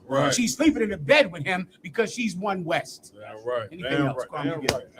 Throughout it, sir. I got one additional question, a follow-up. So I think it's on topic as well. Haggai chapter 2, verse 9, where it talks about the latter house shall be greater than the former house. Can you give a breakdown on how that's important now for brothers coming into the school? Because there's always this representation of fake Israelites. Yeah, I was in the truth. You know, I'm one West, but they left it. You understand? So if you could give a breakdown on Haggai, the 2nd chapter, the 9th verse. Here's the whole thing. Haggai is not talking about them. Haggai is talking about the nation of Israel. That's the point. The point, fake Israelites use the latter house shall be greater than the former house because they believe that they're going to go start a new Israelite group that will in some way dwarf the accomplishments of Commanding General Yohana. That I have not seen. I haven't seen this new latter Israelite group that's better than us. If so, they could just step up and we could battle. That's it. Right? All I know is that Commanding General Yohana's enemies die. Enemies of Commanding General Yohana are in the grave. They feed worms. They don't teach classes. That's what I know. Commanding General Yohana makes widows. He doesn't make new Israelite groups that thrive and prosper. He makes widows. Now, am I making this up? I'm not. This is a fact. They're dead. They all thought they were going to be better than us. GMS, the Israelite Church of God in Jesus Christ. I remember when you cats thought that them purple pigs were not gay. Stunning now, right now you can't even believe that was possibly thought of. They didn't believe they was gay. Now Now to be a purple pig is like you're gay. It's like you joined the gay group. That's it. It's like an embarrassment to say you're with them. And once again, if there's some fake Israelite that would like to believe that they're going to be some group that's better than us, then they can just battle us out. We can just get it on. We can do things the old way. The way that only God will decide who's the victor this day. We can just go ahead and do it because that's the way we do things in here. So they believe in their hope that they'll leave the UPK and start some new group that will be better than the group they left. Now, the problem with Haggai is talking about the nation of Israel. These people, the people that you read about in the Bible, this nation, we're the nation of King David, the nation of Moses, the nation of Aaron, the nation that King Solomon ruled over, the nation that had gold and ivory coming from overseas to decorate the throne room of King David. The latter house will be better than the former house. Our nation in the future is going to be better than it was under David. Better than it was under Solomon. Better than it was when we came out of Egypt and conquered the nations that were in our land. Whenever you read the Bible and you go, man, this is an amazing thing the Israelites did. This is an amazing thing. That house fell. That great kingdom with all of those stories and all of those heroes, that house fell. But the latter house will be greater than the former house. That's what Haggai is talking about. He's not talking about Sega Genesis starting a damn group. Thinking one day we're going to be better than the UPK. You'll never be better than the UPK. That's right. It's an impossibility. Why? Because you don't have better men than the UPK. That's right. And fake Israelites don't get this out because it's over their heads. Fake Israelites believe that their knowledge is so special that somehow this knowledge will defeat the better men that we have in here. They don't get what knowledge is then, right? You don't have knowledge or else you'd be a better man. Right? You don't have knowledge.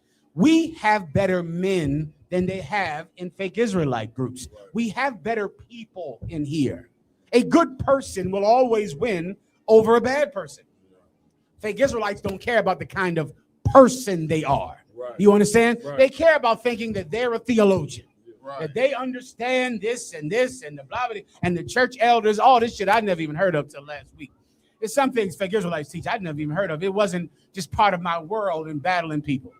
But I hear about it from Gudaiwan and Captain Desaryak, church elders and some type of shit like that. I don't even know what the hell it is, right?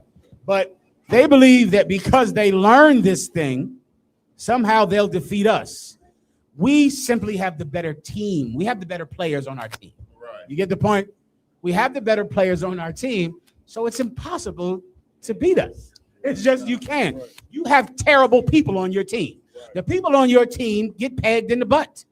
The people on your team love white women. The people on your team are terrible people. How do you expect to defeat us? And we have the better men. Everybody understand? Right. The water, sir. The water, brother. I appreciate you. Oh, the water. Switch over to this. Any other questions? Yeah, absolutely. Go ahead, Cap. Yeah, if I could too, sir. Yeah, they okay. So, General, just like you were saying, with people leaving the truth, I do know in certain instances you have, men that go through times, when they get discouraged, they leave for a while, they come back.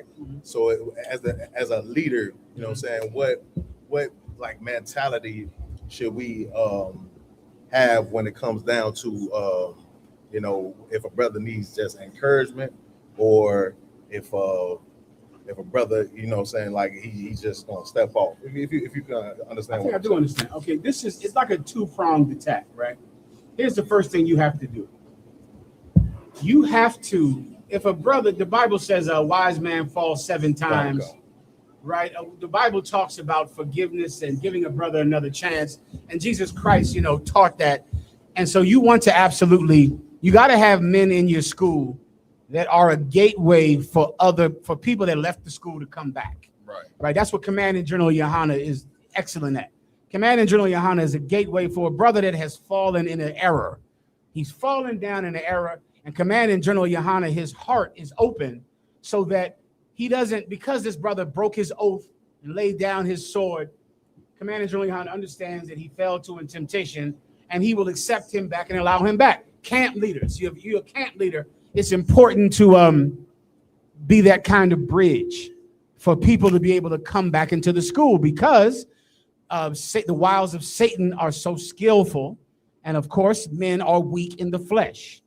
And so you need to have people that can accept brothers back, encourage them, tell them to come back. Yeah, right. And you can't ever be the kind of brother that needs encouragement to stay in the truth.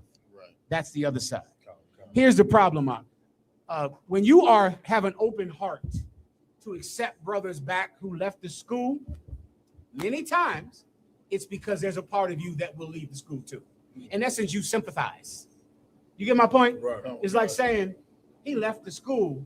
I don't want him to be thrown away, because deep down in here, you understand why he left the school, because you have the same temptations. Right. And that's a lot of the reason that you want to make a path for brothers to come back. Right. Because why? You want there to be a path for you to come back. You understand? And so what do you do then? You have a heart for him to come back. At the same time, you're looking at him saying, I don't need any encouragement to stay in here. I don't need any encouragement at all. It's funny how you need encouragement to stay in the school. You know what? Are any of you fathers out there? Let me tell you what your kids are going to do. Break your heart. That's what they're going to do. They're either going to get sick and lay in some hospital bed and break your heart, and going to see them every day is going to be killing you. You know what you're going to do, though, right? What are you going to do? Continue to be a father. You ain't leaving him. You ain't doing that. It don't matter how much it hurts. Right. It hurts you every day. You're going to have some woman, she in there hitting you. You think I don't know that wife is hitting you? She beating your ass in there. You know, she is. Will you stop? God damn it, girl. You in there grabbing arms. What's the patented man move? What do you do? Is it like the bear hug? Or do you grab him around the shoulder? How y'all like to do it? Let's go tell it. Don't answer. I almost got it. Nobody moved. Oh, man. I thought I could get somebody to do it. Nobody moved. Nobody said around the shoulder. Get him around the elbow. Damn near men know how to grab a woman when she's hitting you, right? You know how to bear hug her up, grab her, stop it, baby. You better stop all of this.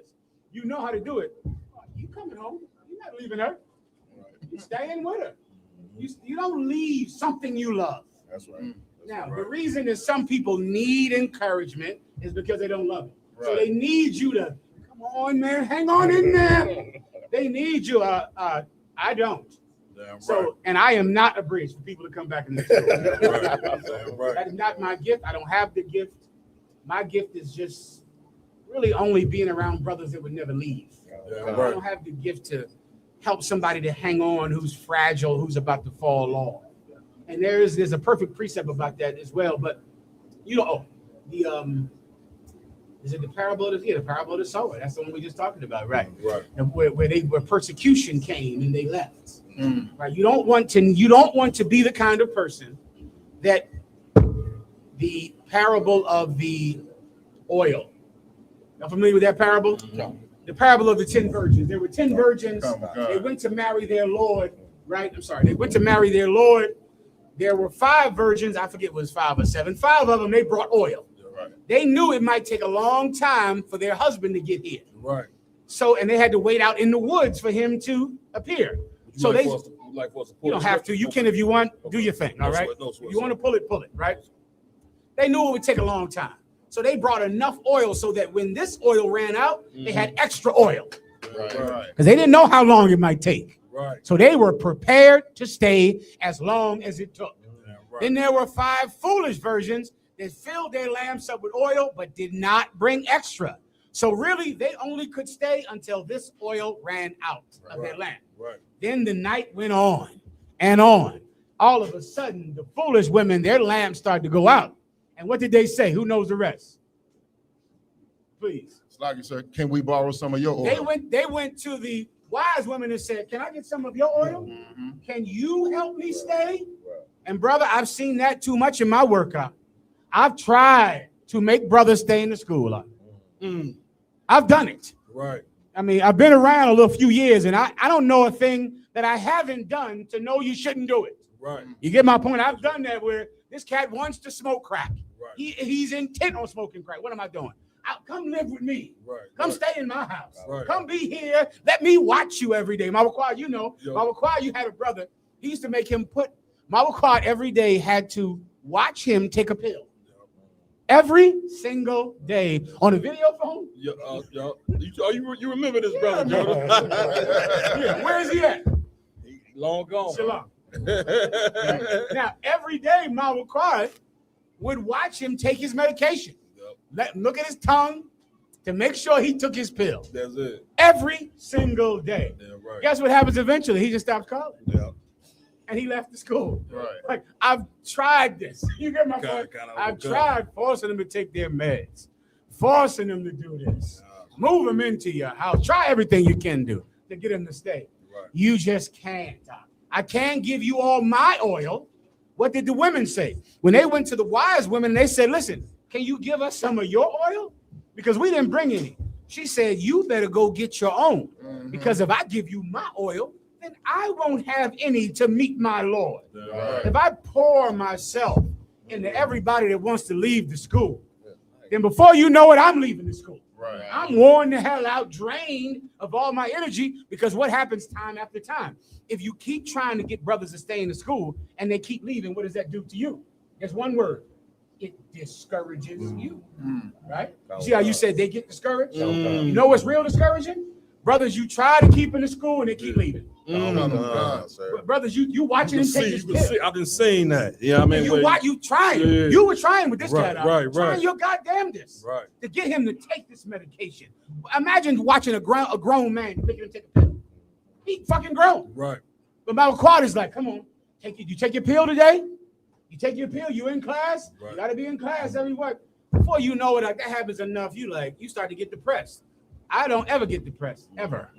Because I don't care who leaves the school. It absolutely means nothing to me at all. I can't be discouraged. There is just nothing that could happen that could discourage me at all. Now, I would recommend you be like that, because sooner or later, brothers might not want to give you their oil.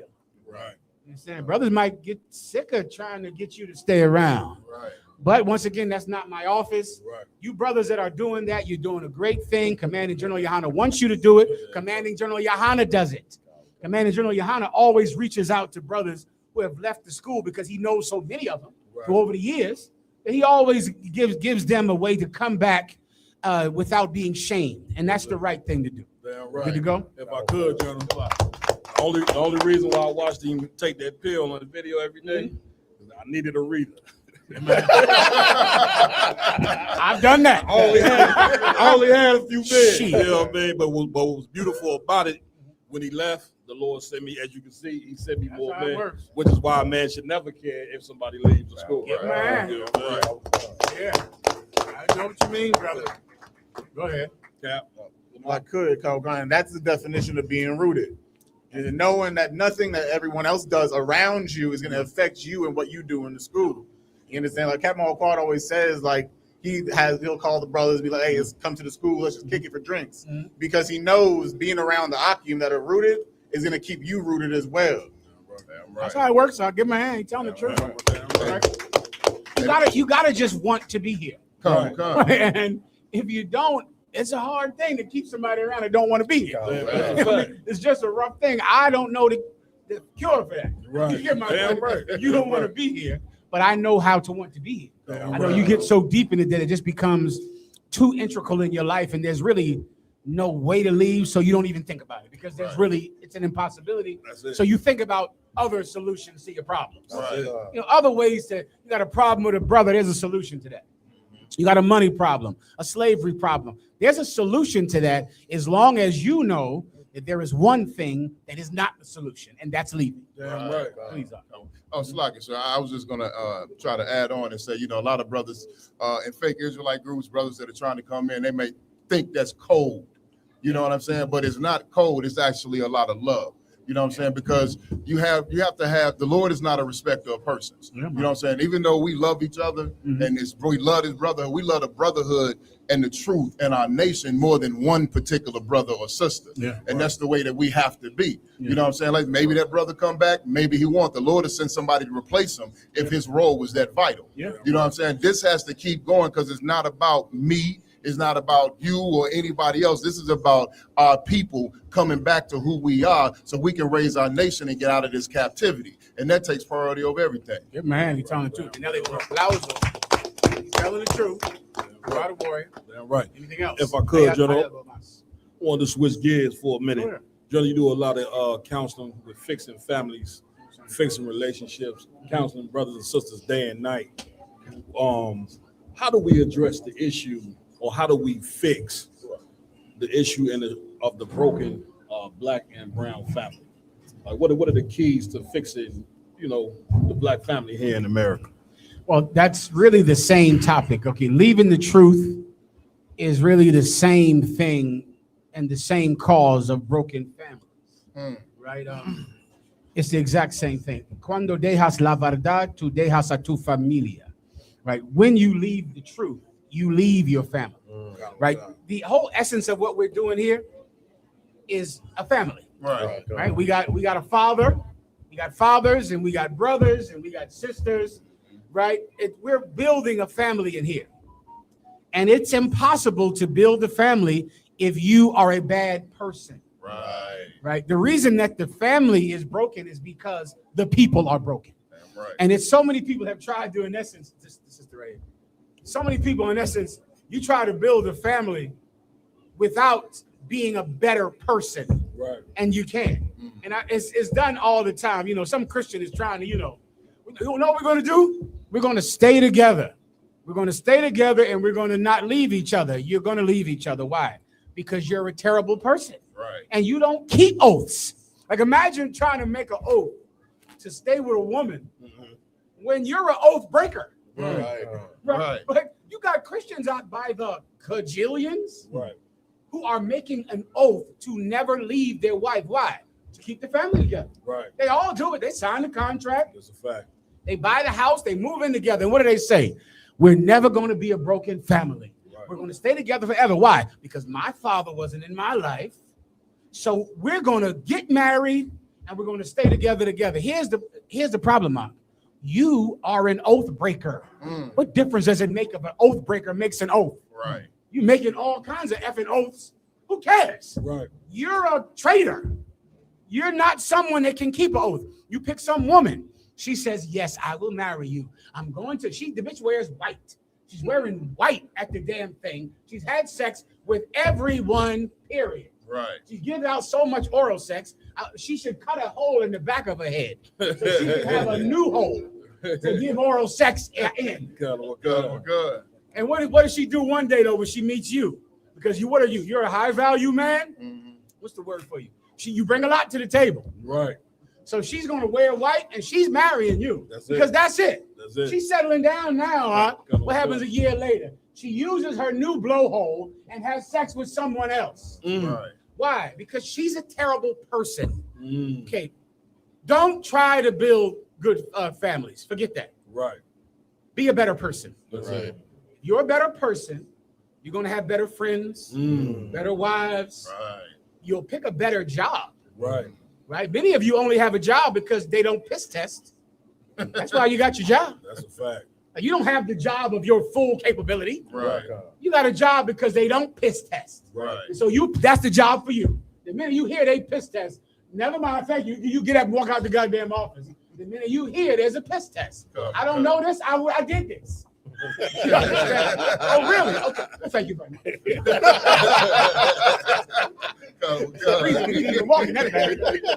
Why am I even coming here?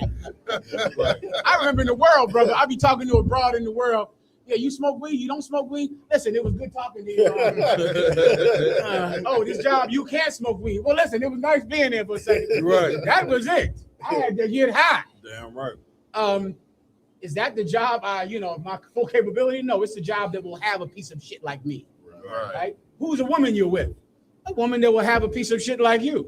Who's the man you have? A man that will put up with a piece of shit like you. Right? What kind of children do you have? Children raised by a piece of shit like you. Right. Everybody understands? This is my advice to you. Stop thinking about building families as if it's something you can construct. And engineer. Good people make good families. That's that. You're a good person. You're going to have a good family, a good wife, a good slavery, good friends. Be a good person and let everything else handle itself. Right. Anything else? Please, through my experience, of course, you probably is yours as well. Like you attract what you actually are. Because you're a piece of shit, you're going to attract other pieces of shit. Please. Like UPK, we raise such great families and brothers and sisters and children because that's what we are in this organization. And it's just as simple as that. It's like the fake Israelites, Captain. They think, they can just construct a group. Right. Like they think, well, I'm leaving the UPK. Yeah. Now we're going to make our own leadership. I hate that word. It tastes bad in my mouth. Leadership. There's a few words that taste nasty in my mouth. Anoint, fellowship, leadership. There's a few other ones that they make me sick. Narrative. Narrative somehow is nasty in my mouth. Okay. They try to. We're gonna leave. We're gonna make a new leadership. We're gonna get a website. We're gonna get a blog. They think this is something you can just go construct, and they don't understand. This is not something we just constructed. We set out to be good people, keep the commandments of God, to honor our oaths, right? If you leave the UPK, how in the hell are you going to make a group and then tell somebody they couldn't leave? I've never understood that because I hear them say it like, well, you can't leave the Purple Pigs. Right. Why in the hell can't you? Right. Isn't that how the Purple Pigs even existed? Right. Right? You can't, if you're a bad person, you're going to go make a group full of rats and traitors. Right. Because that's what you are. You're going to make children up that get high, and you're going to wonder why they get high. They get high because you get high. Right. They just watch you. They watch you and your wife argue and fight and hit each other, and the police come to the house, and you would talk to each other, and the things that these children would hear. I've heard them in counsel. It makes me sometimes want to actually smack you and your wife in the face.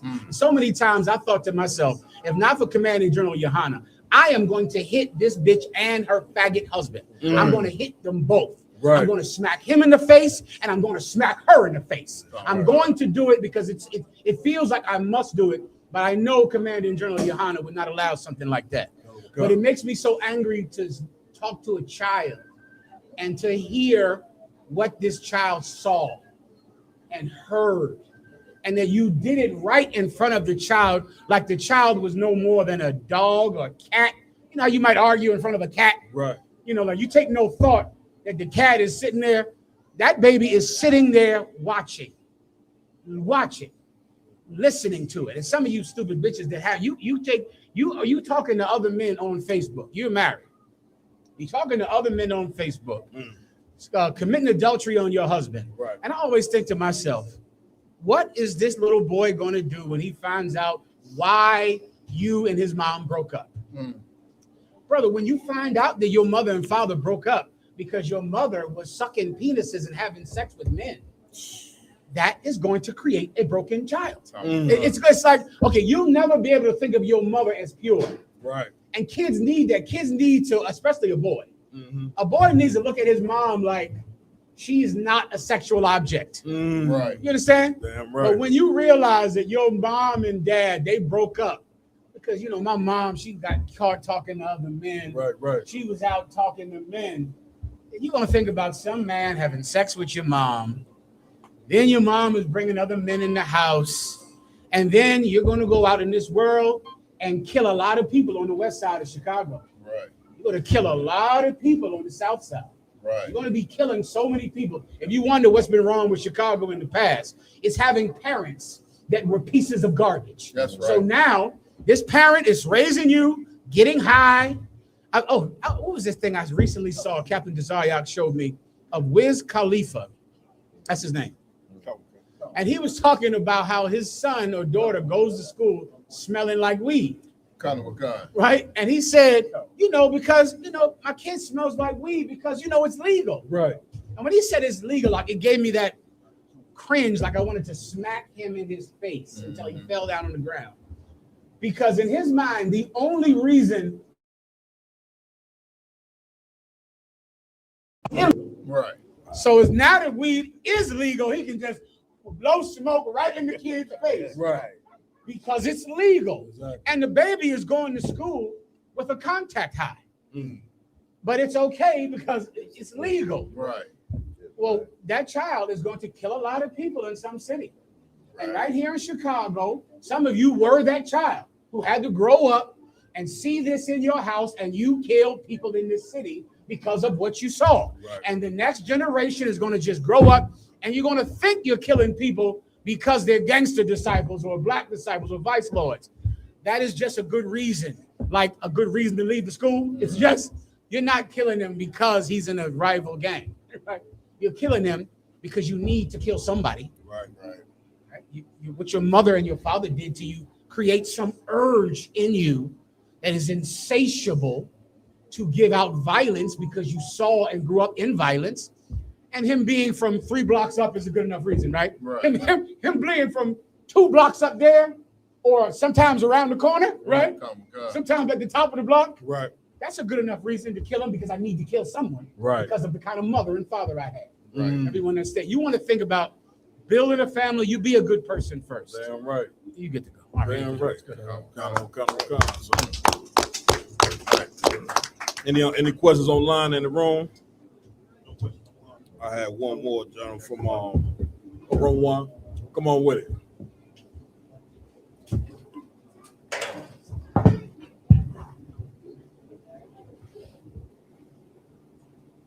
Like we had a question. We had a question online. This is by Kwasha Salakia Alawap. Can you break down Ecclesiasticus chapter 22, verses 22 to 23? Baba Kasha. No sweat. You got it up. Somebody grab it for the brother. Real quick. Come on. So, what verse you say, sir? What's the verse? The book Ecclesiasticus chapter 22, and verse 22 through 23. Come.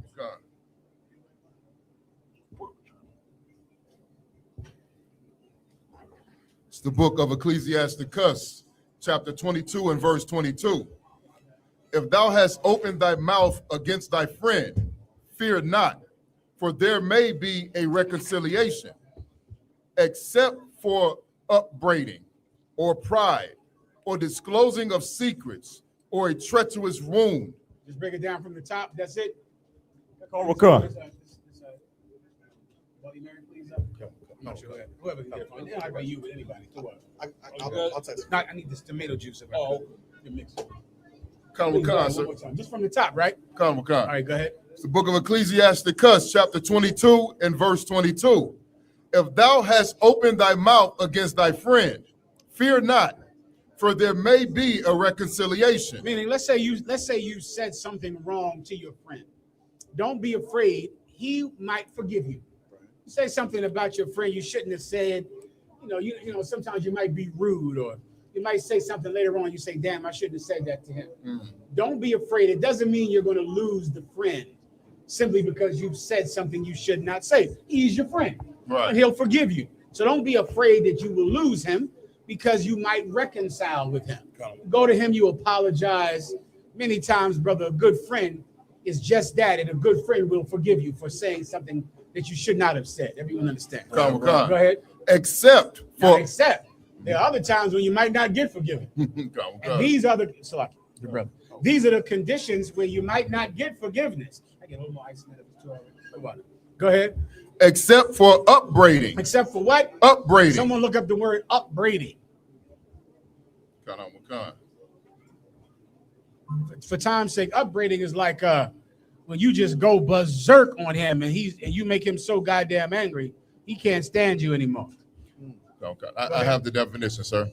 Go ahead. So the meaning of upbraiding is severe criticism, scolding, or reproof, to blame or find strong fault with someone. Right. In essence, if you just chastise somebody to death, it's so much more than just saying something wrong to him. Right. You get my point? Which is why you absolutely want to be careful with that. Like I've told brothers 1,000 goddamn times. Don't become an officer and think that you can just check somebody to death because you're over them. They're going to hate you. They're going to hate you for it. You have to be careful with that. It's a trait of a very small man. A very small man who gets a little bit of rank, and now he is berating you and belligerent to you. It just shows that he's someone that could not be supervisor down there at the warehouse. Too many brothers, they come up into school. You wouldn't make supervisor at the warehouse. Right. They would never give you a position of power ever. You get a position of power in here. Now someone is calling you sir, and now you berate them and are belligerent with them for nothing, for doing nothing at all. You're an asshole. That's all. Some people are just assholes. The Bible calls them being froward. You understand? Having a froward mouth. And that's the type of brother. And that's why those brothers got to be taken to counsel, like regardless of rank. You see a brother like that, and he's just belligerent and yelling at you and checking you all goddamn night. And you know that he's just doing this because, in essence, he's having a period. He's having cramps. He's PMSing. Right. Oh, he woke up on the wrong side of the bed. All them excuses you give brothers, but just yelling at you for nothing. Right. You go, he having one of them days, you know. Men ain't supposed to have them days. What is he on his monthly? One of them days. What does that fucking even mean? And then later on he comes to you like, listen, I was just having one of them days. You was on your period. You gotta get some Midol. Watch your fucking mouth. Don't just yell at everybody for nothing. These men ain't signed contracts. They love being in here. Damn right. These men belong to Christ. Damn right, sir. Treat them like garbage. Treat them like just someone because you mad at your wife at home because your wife don't listen to you, and you think you can come in here and yell at brothers. Young brothers, take them to counsel. Damn right. You a young man in here, you being treated like that, take them to counsel. Do it. You're helping them and helping the school. That's it. Why? Because a situation like that, you might not get forgiven for that. You might have to pay for that. You see, the first one, you say something wrong to a brother, no big deal, you'll reconcile. But if you berated a brother, upbraided a brother, you're going to have to pay for that. You're going to be brought to counsel, and now you're paying because of how you spoke to this brother. Right. You won't just be forgiven. You're going to pay for it within the walls of this school. Everyone understands. So, keep going. Or pride. Or pride. Here you go. You full of damn pride. What are you so proud about? So now you behave in such a proud way that now you have to be made low, young man. That's it. El orgullo preside a la caída. Before pride cometh destruction. Or after pride cometh destruction. After pride comes destruction. You're going to pay for being proud. You're going to pay for it. You won't just be like Salakia and it goes away. No, not with something that proud. Now you're going to pray for that. You're going to pay for that. Keep going. Khan. Or disclosing of secrets. Or what? Disclosing of secrets. Now here you go. Now you go and you gossip about this brother in the school. You go and gossip about him. You're a gossiper. Not only are you on your period, but also you gossip. It's not good out there. And you're going to pay for that. You're going to pay for doing something like that. So that's the point. If there's more, let me know. Khan. Or a treacherous wound. Or a what? A treacherous wound. Or you went and you wounded this cat like you snuck up. A treacherous wound is like it's like a wound where you stabbed him in the back. You get the point? That's not a wound like a straight up fight. It's like a treacherous wound where you stabbed him in the back. You're going to pay for that. Anything else? Khan. For these things, every friend will depart. Everybody gets that? Khan. Do this. You losing a friend over these things. Right. That's that. Now listen, you say something wrong, you apologize. When you go and you do something all proud, like you think you're so much better than him. Oh, a friend leaves you over that. You go and upbraid this friend and chastise him and berate him. That's the kind of thing the Commander General Yohana outlawed at his school. When I came up, that happened a lot. That was happening a ton. And Commander General Yohana found out about it and kicked them out of school. We cannot exist if we harm each other. Right. We can't exist like that. If you just have the urge to yell at people, you're in the wrong place. Right. Go do that at Amazon warehouse. You're not doing it there, are you? There you're acting real professional at Amazon, aren't you? Right. You go there, be an Uber driver. You're talking real professional to everybody in that goddamn car. You come into the UPK, you think you can just yell at brothers for nothing? Oh, not in here. Friendship, that kind of thing ends friendship. Damn right. It ends it, and it will in here. Everyone understand? Anything else? He wanted verse 23 also, sir. Verse 23. Be faithful to thy neighbor in his poverty, that thou mayest rejoice in his prosperity. Be faithful, meaning when your neighbor becomes poor, don't throw him away, and now you can no longer be his neighbor because he's poor, right? Why? Because then when he's risen up again, he'll be your friend then as well because you were with him when he was down. Right. So you'll be with him when he comes up. Everyone understands? Khan. Abide steadfast unto him in the time of his trouble, that thou mayest be heir with him in his heritage. I just broke that down, I believe, correct? Khan. Go ahead.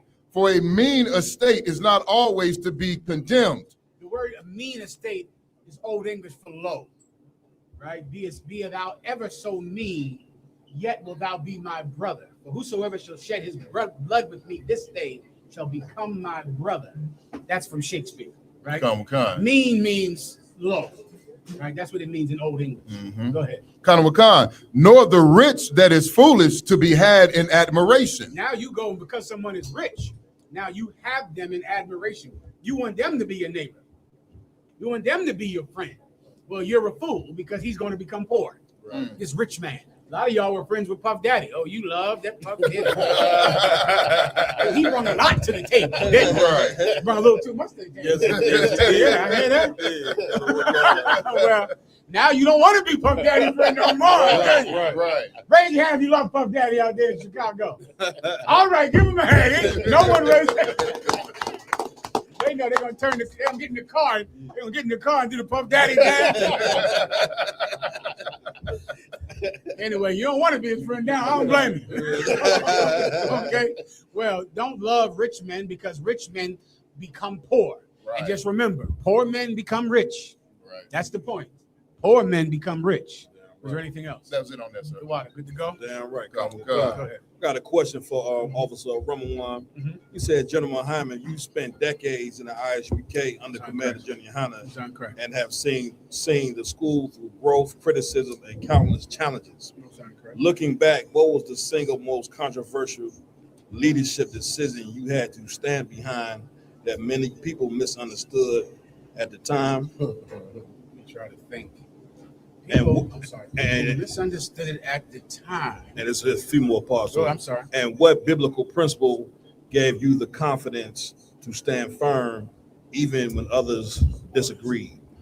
I mean, boy, it's hard to remember because virtually every stance we took, everyone hated. Right. I don't remember one anybody agreed with. Boy, oh boy, it was so many. I go back to the year 2000 thing. It was the year 2000. Everybody was saying that Ariel was not a prophet of God. Chief Head Priest Ariel and the UPK was wrong. People in the UPK were saying that. And they left the school. And Commanding General Yohana was saying Ariel was not wrong, that he was right, and then pulled all of these precepts proving that Ariel was right. Proving the precept where he said, after 2 days will I raise thee up, but in the third day that I will return. And it was like 4 precepts that we would kill these bastards with. If he delay his coming, oh, we was killing them with those precepts. So they thought, of course, they had some precepts to prove that they could leave the school after the year 2000. We pulled precepts proving that the Lord saith when he delay his coming. And we was destroying them. That was back then. It's been so many more since then. The year 2000 thing, vaccines. COVID. I remember that. Woo, y'all blackity blacks out there. You see, y'all blackity blacks think somehow you're scientists. I've never understood that. Smoking weed don't make you a herbologist. Right. I know somehow it's like, well, I smoke weed, so I understand the seeds and the planting of seed and the herbatologies, and because I get high. Getting high doesn't make you an expert in herbology or gardening. Right. But somehow black people believed that it was wrong to take the vaccine during the COVID, and it was widely accepted. You get my point? Meaning you had to come up against what everybody said to say that it is not unlawful or unrighteous to get that vaccine. And then before you know it, Commanding General Yohana found out that black people invented vaccines.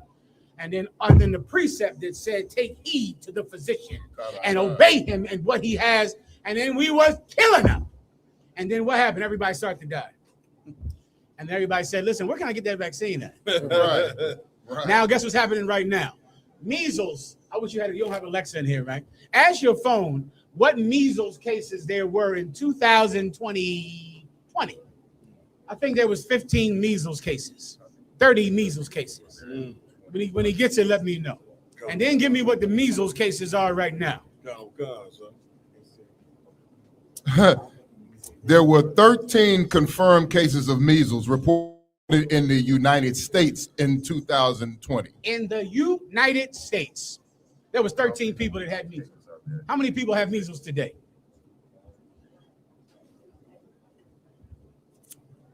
As of July 24th, 2026, the Center for Disease Control and Prevention has reported 2,318 confirmed measles cases in the United States for 2026. For when? For 2026. That's that. You know why that happened? Because you are stupid and listen to people that get high and get your medical advice from drug addicts. That's why this happens. Right. So now measles is back. The bubonic plague is back. Look that up. Look up cases of the Black Plague, which ain't been around since the 1300s. The bubonic plague. Why? Because you're an idiot, Doc. And you see, Commanding General Yohana is not stupid. Right. You are stupid. And so we were saying this, brother. I remember with Captain Desariak and Sarnetta. That Sarnetta was saying we was crazy. Yep. We ain't gonna take the jab. Y'all taking the jab. This is something. Now, Commanding General Yohana, he had all the facts on it up. And this is something that I've always learned under my service under Commanding General Yohana, right? people are more afraid of the cure than they are the disease. And people are not afraid of the disease because people want to die. And that is something that I've learned that has confirmed itself over and over. I've been in battles with cokeheads about that vaccine. I remember being in a battle, guy, this cat does coke. This is the crackhead. And he's like, I can't put that in my body. Right. What are we talking? It's like I have the bubonic plague, I believe. What popped up in my mind, it says worldwide about 2,000 cases. Just this year in America, has only been one though. Only? That's only. It's the bubonic plague. Right. To Jesus Christ. That shit was gone since the Middle Ages. Right. You understand what that means? That's some shit. It's like, what's that coming back? Some crazy messes in movies. Right. You understand? Ain't supposed to be anybody getting the Black Plague. Right. That's from the 1300s. You know how long ago that is? That 13, not 1700s when America was founded. The 1300s. The bubonic, somebody has it? Okay, and that's how you want to do things. You want to die. The Bible says, take heed to the physician not. So many of you thought that God was against science. God created science. That's right. You believe in science falsely called. Damn right. That's not real science. Right. You know, right? Real science comes from doctors inspired by God. That's in the Bible, young brothers. Right. That was one thing. What other things? Man, there's been so many. Not everybody can be saved. You got to go with that. Jesus Christ died for everybody. Right. Forget about that. They couldn't stand us over that. People lost their families over that, brother. Right. Lost their families over Jesus Christ did not. Things that are so common now that you accept. Back in the day, listen, brother, back in the day, you know how now the internet, you can prefer black people? Right. You could not do that. That's so many things I see today, and I go, y'all young brothers don't know for being, okay, you know how you got to support black business? Right. You could not do that. That was racist. It was racist to say, I'm going there because he's black, or I have to do this because he's black. Why I got to be because he's black? That's what they would say. Why I got to be because, why I got to be a black doctor? Don't call me a black doctor. Just call me a doctor. I don't want to just be a black actor. No. That's wrong. You're going to call him a black actor or a black businessman. Right. You couldn't say black businessman. Right. If you said black businessman, they went, why you got to bring up race? Why you got to be a black businessman? He's supposed to just be a businessman. You remember that out, right? That was all over the place. Right. And we were putting people's mind on race when black people refused to do anything based on race. You could not say, which is why affirmative action is ended, because back then, if you told somebody they got this job because they're black, they would go, hell no, I did not. Right. I didn't. I got this job out of my own merit. It doesn't matter the color of my skin. Jesus Christ only loves black people and Hispanics. Jesus Christ only died for blacks and Hispanics. My God, they wanted to kill us over that. Right. He had to get killed. Barack Hussein Obama. Oh, yeah. Whoa. Good night. Brother, the UPK was against Barack Obama when Barack Obama was a god. Right. You understand me? Come. I'm talking a straight up and down god. You could not say anything. You know how right now you can talk about preachers? I've been damn near killed over talking about TD Jakes. TD Jakes, that same fool that everyone talks about now. I remember one in particular, I'm in DC, and I'm just speaking about TD Jakes, just telling everybody who he is. That's all. Laying his resume out there on the street. Right. And some woman lost her mind, started throwing stuff at me and saying, the Bible says, come not near God's anointed. You will. And she lost it and tried to attack me. And the brothers had to grab her over TD Jakes. You understand me? You could not speak about Creflo Dollar. You could not talk about him on. You talked about Creflo Dollar and TD Jakes in the street. The young brothers had to get up front in the camp. The young brothers had to say, back up, because you said something about TD Jakes. We've been in battles over Puff Daddy. Straight up and down battles over Puff Daddy. See, y'all hating on a black man doing his own business. Y'all hating on black success, and they would battle us over Puff Daddy. Y'all. We getting straight up battles over Jay-Z. Like, I mean, it's just been everything. I mean, Creflo Dollar, we've been attacked over him. Attacked over Creflo, attacked over TD Jakes, attacked over Puff Daddy, attacked over Barack Obama. That, I don't know what year that was, Barack Obama became president. But brother, we had to screw our courage to the fence because we were surely gonna have to kill somebody at camp. It was like going every week. I remember getting training, started to lift a ton of weights, get as big as I possibly could, because we would go out to camp, and I was just planning on killing somebody at camp because I just knew it was gonna happen. It was inevitable. Like it was like an inevitability, and I would run it out in my mind, and I would say, okay, when he attacks, I'm gonna push him over the subway. So he would fall down the subway.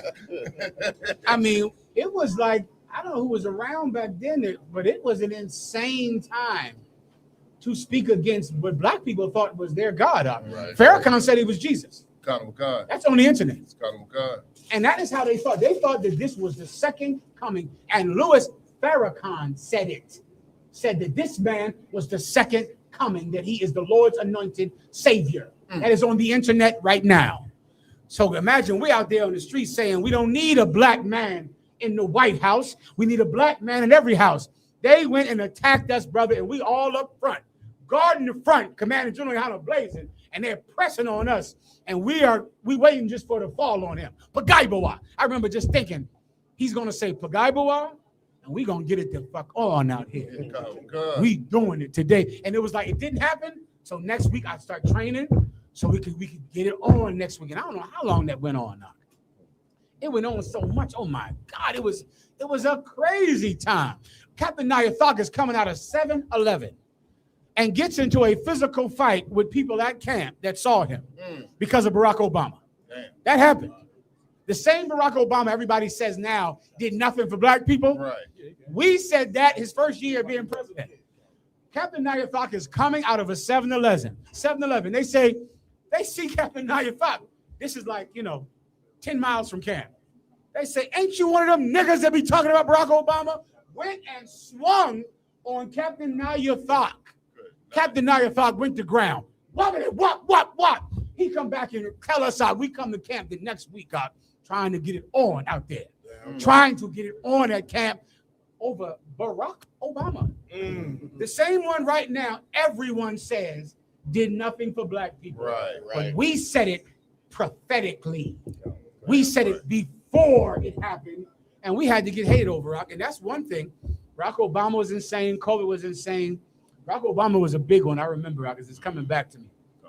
That was the one where it was the violence. Right. That was when we had to go to violence over Barack Obama. Right. I remember Commander General Hunter said, because you voted in this brown-skinned Hamite thinking that he's black, the white man is going to do something to you in retribution. Because you voted him in, watch and see what the white man does next. Watch who he votes in next. I remember I was standing right there. And then Donald Trump became president. He became president right after. I saw the tape. You saw it. I remember standing there going, my God. And he was trying to tell him, you all celebrating this cat like he's Jesus. Wait until you see what they do. Because you put some African in the White House thinking he's one of you. And now we getting shot dead in the streets. White people getting shot dead in the streets. ICE agents with masks on their face. All because Barack Obama became president, did nothing for black people, but did make white people feel like they weren't the master race. Right. And now all of our Mexican brothers got to get shot. Right. It's like May. What's so crazy what you're saying about that is yesterday, we went out to go promote the Fire Weekend. We actually they just finished building the President Barack Obama Museum Center in the South Side. And so we went over there, promoting everything. But maybe what I was noticing is that over there, it was so crazy that majority of people actually visiting the museum or the library are majority Hamites.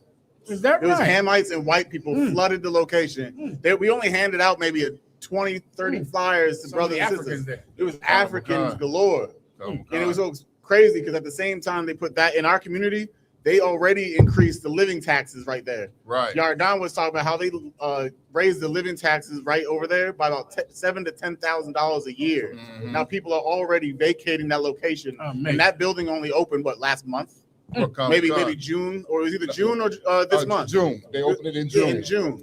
So that's just crazy to say that they put our so-called Jesus or whatever in our communities, and the first thing that happens, we gotta get out. We gotta get out of there. Go, in that area over there, because I grew up around that area. You know what I mean, sir? My mom lives not too far from there. You know what I mean? Across the street from the library, that used to be a public park. It was all public property where black families, ever since I was a child, would go over there and picnic. Kids would play in the park. You know what I mean? Baseball team, the local high school right there, Hyde Park High School, which is a black high school, would use that for sporting events and everything. Now, like Captain Lamont said, since that library has been there, they completely destroyed that. Across the street is housing that was affordable housing, and you have every level of income up in there, how affordable it is for black people. Now, like you said, people are moving out, and by flocks and droves, they were so happy. If you go right across the street, a lot of them people flooded that library on the day that it opened. And now those same people a month later, 2 months later, are looking at their rent and looking at their mortgage and looking at their taxes, and they got to move. Right. As a Barack Obama, I mean, people thought he was just going to. People thought that he was going to get rid of student loans. I remember them thinking he was going to just do everything. I remember one day we were at camp. Ooh, this was a bad time, Mark. Oh, one day we at camp and they're just threatening to kill us every day. Crowds getting bigger, organized crowd. They came together to be here today to physically fight us, and they were always thinking about it.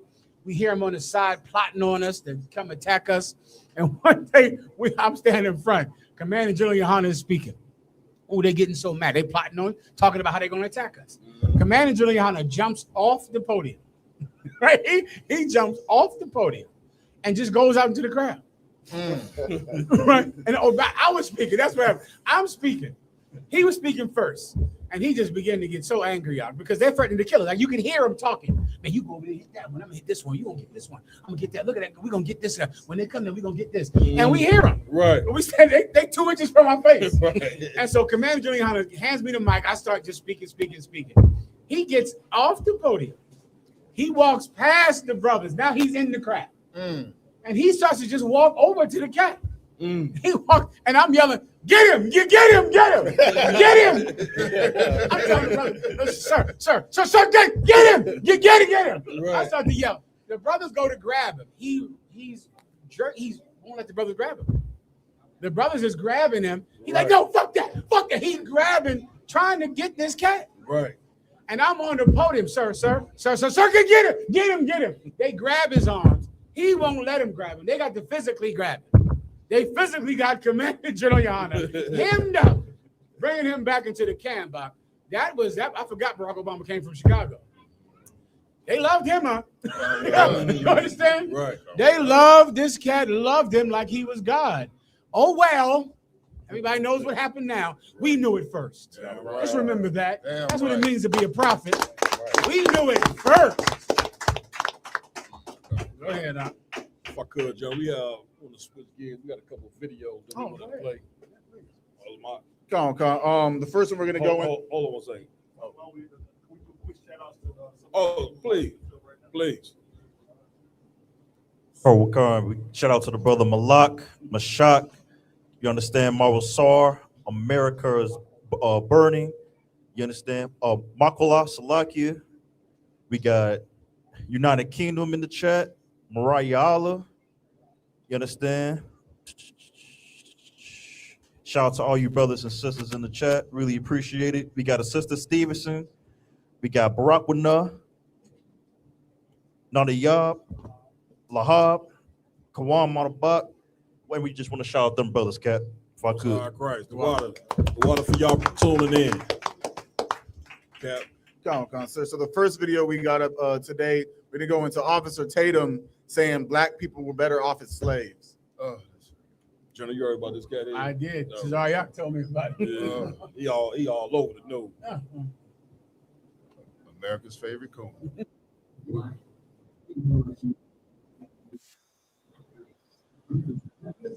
A 100%. You believe 100%? Now what? Wait, You were after better off- slavery. Let So me you're explain saying you because would maybe be you don't better know off Black history. during slavery? No. You don't understand Black history, and you don't understand what Charlie was saying. Listen, after slavery, there was an explosion of success in the Black community. We had Black Wall Street. We were married to the women we had children with. Black people had a tremendous amount of success. Our success was growing faster than white people during that period of time. Now look at us. Now go look at any inner city in this country, and you see people getting murdered every weekend. The leading cause of murders in this country is by Black people. Violent crimes, Black people. Let me tell you something. Tatum. Stop it right there. Jonah, what's your opinion of this guy? Can I play it one more time? And I want to show you something. All right. Since this is not a class, I'm going to try to help you to learn people. All right. And this has aided me well in my service under Command and General Yohana in understanding an enemy so you can destroy him. Now play it one more time. And like you were better off during slavery. Do you agree with him? Now listen, 100%. You believe 100%? Now what? Wait, You were after better off- slavery. Now this is so slight, but try to rewind it right there. He's going to say something right there, and just try to listen to it. Go ahead. 100%. You believe 100%? Now what? That. Wait. Again, one more time. 100%. You believe 100%? Now what? Wait, You were after better off- slavery. Now what? Okay. Let me just, now this is separate from the whole, he's of course a disgusting coon. Come. But his wife is white, which of course you couldn't have during slavery. Right. He'd be hung during slavery. Right. And he's talking, which you couldn't do during slavery. Right. And he has a podcast and a voice and is able to go out and speak, which you couldn't do during slavery, right? Right. So you know what, you realize with people like this, and you need this to battle people. He does not believe what he's saying. Come. This coon does not actually believe that he would be better off if he was a slave, else he would not have a white wife, and he would be in a field, Right. as opposed to getting paid millions of dollars to talk, Right. right? So then why is he saying it? Why would somebody with a white woman say that we were better off during slavery? Right. Why is he saying it then? Because he is what you call a contrarian. Look that word up if you could, right? Many times, right? Okay, when you're battling someone, right? If you can listen to what they're saying, they'll tell you the kind of person that they are. And once you know that they're a contrarian, then you can decide what they say, because he is going to say whatever the opposite of what I say is. Right. So if I say slavery was terrible, he is going to say slavery was good. He has to say it. Right. Even though his wife is white, and he can talk and is traveling, and and which he couldn't do during slavery. But he is only saying, meaning the question made him say we were better during slavery. Right. The question, because he has to simply just say the opposite of whatever I say. What's a contrary? A person who takes a contrarian is a person who takes an opposing position, rejects popular opinion, and goes against the grain. Brother, I've been in so many battles, right, in my time, and I just say something because I want them to disagree. You get my point? Like I want him to get on the other side of this. So I get on this side of it. Right. Because I know that if I get on this side of this, he is going to get on the opposite side of it. He has to, please. If I could, a second definition, sir, and it's exactly what you're saying, Adawan. A contrarian is someone who habitually opposes or disagrees with the views or opinions of others, often for the sake of being contrary rather than out of genuine belief. That's this video. Now, what? Now, I'm telling you this aspect of it because this is how you learn to battle people. You learn to battle them. I'm listening to him and I see, oh, this cat is just going to say whatever the opposite of what I say. So I'll just pick something that I want him to disagree with. And it can be 1,000 different things. If I want to say, I want him to be pro homosexuality. Right. I want him to get on the side so I can go, oh, so you're pro homosexuality. Because so I say something against it, knowing that if I say this, he is going to say, oh, what's so wrong with being homosexual? Right. Why is that so wrong? Right. We was better if we was homosexual. I know he's going to say it because he cannot help himself. Play it from the top again, and you'll see. And that's why he's going, yeah, now what? See that? Yeah, now it's like, you know what?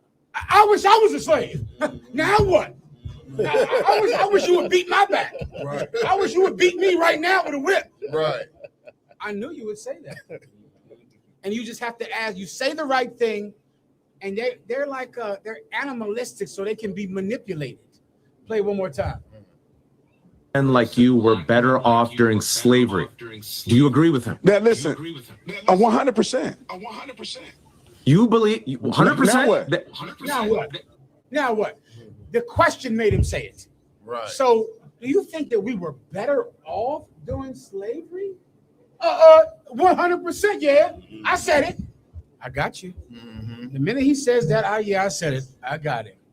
And now I'm just going to force him to disagree with what is right, so that everyone else will see that he's a coon. Right. And you can't be put into that, which is a lot of that COVID thing was that. That COVID shit was like, you're just you can't take the jab. You know, it comes from the white man. Right. Right. Then now, if you're a contrarian, and in essence, you kind of getting on that side of it because you have to be against things. You get my point? Like, you just need to be the opposite of things. Right. But you might battle someone like me, and I'm a terrible person to be your enemy. Horrible. And I'm going to do terrible things to you. Horrible things to you to make you cry and make you think about your mom and all kinds of shit. And you don't want to do that. And so what I'm trying to help you with is don't be vulnerable to things like that. Right. Like, don't just be the opposite simply because you're being pushed because your enemy is on that side of it. Right. You get my point? And then your enemy, in essence, decides what you're against. And that's what happened here. Now, that's now when you're cutting him, he's a coon, and he absolutely is. Right. But you could make people coons. You understand? You could make them say something that makes them a coon. Right. And then you'll have a clip of it. But you can force them to do it. You can force them to say, well, Jesus Christ is whiter. You know, you can get him to say what you want him to say. Somewhere like that, you can just force him to say what you want, and then you'll have it on tape. That was it. Come on, give it up. That's right. What you got next, Lamar? Come on, Carl. The next was another one with him crying after Charlie Kirk was unalive. Skip that one. Yeah, skip that one. The next one we have is the title of it says, along the coast of Ghana stands an enormous stone.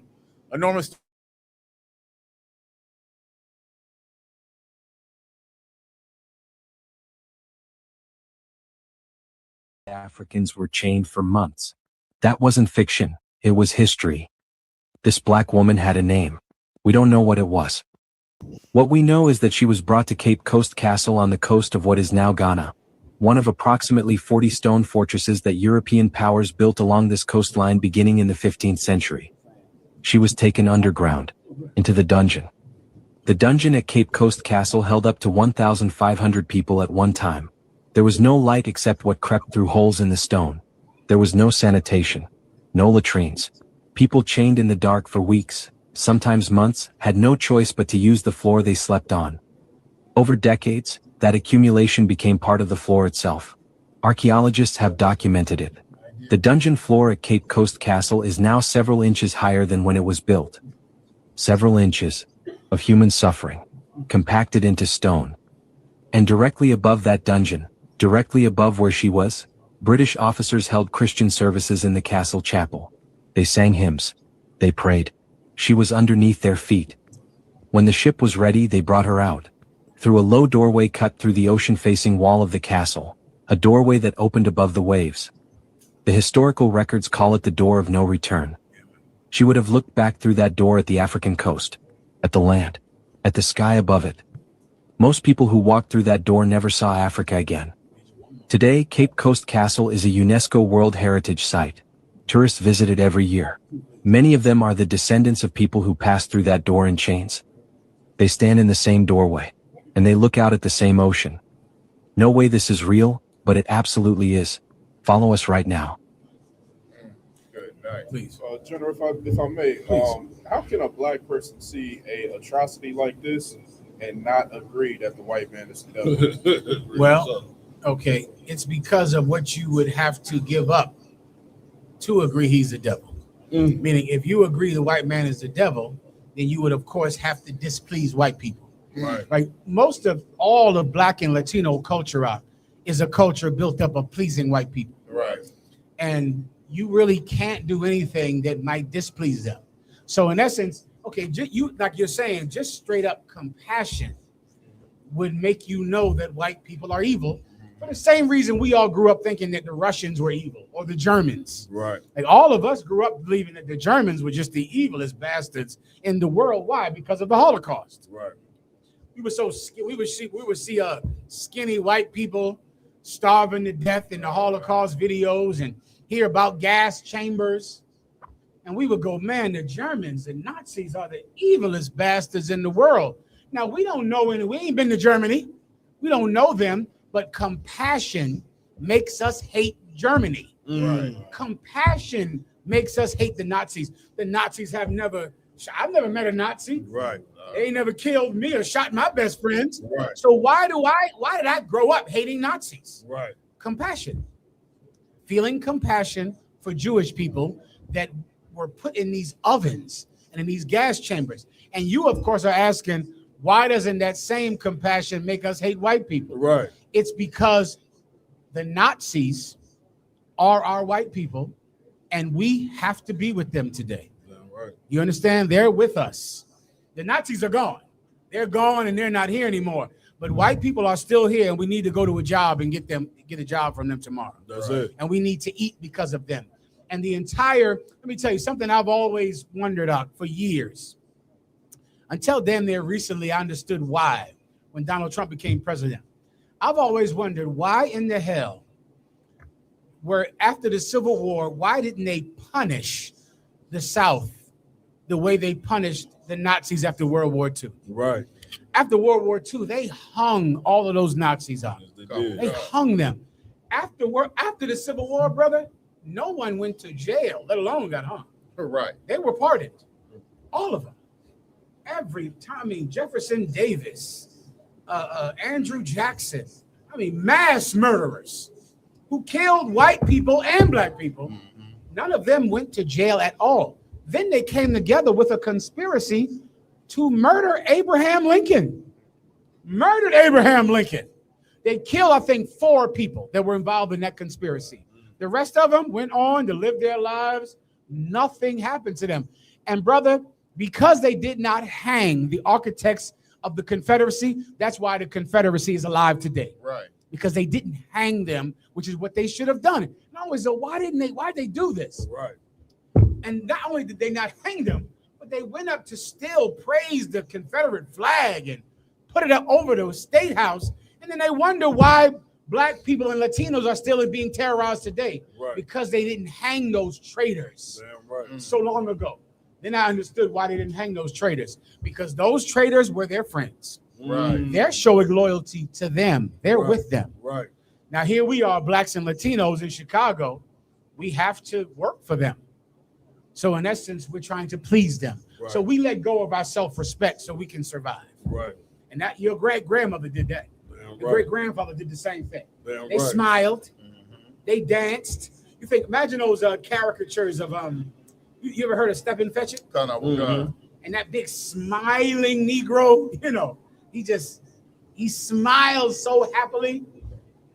When that camera gets cut off, that Negro goes backstage and cries and hates every one of those crackers in that crowd.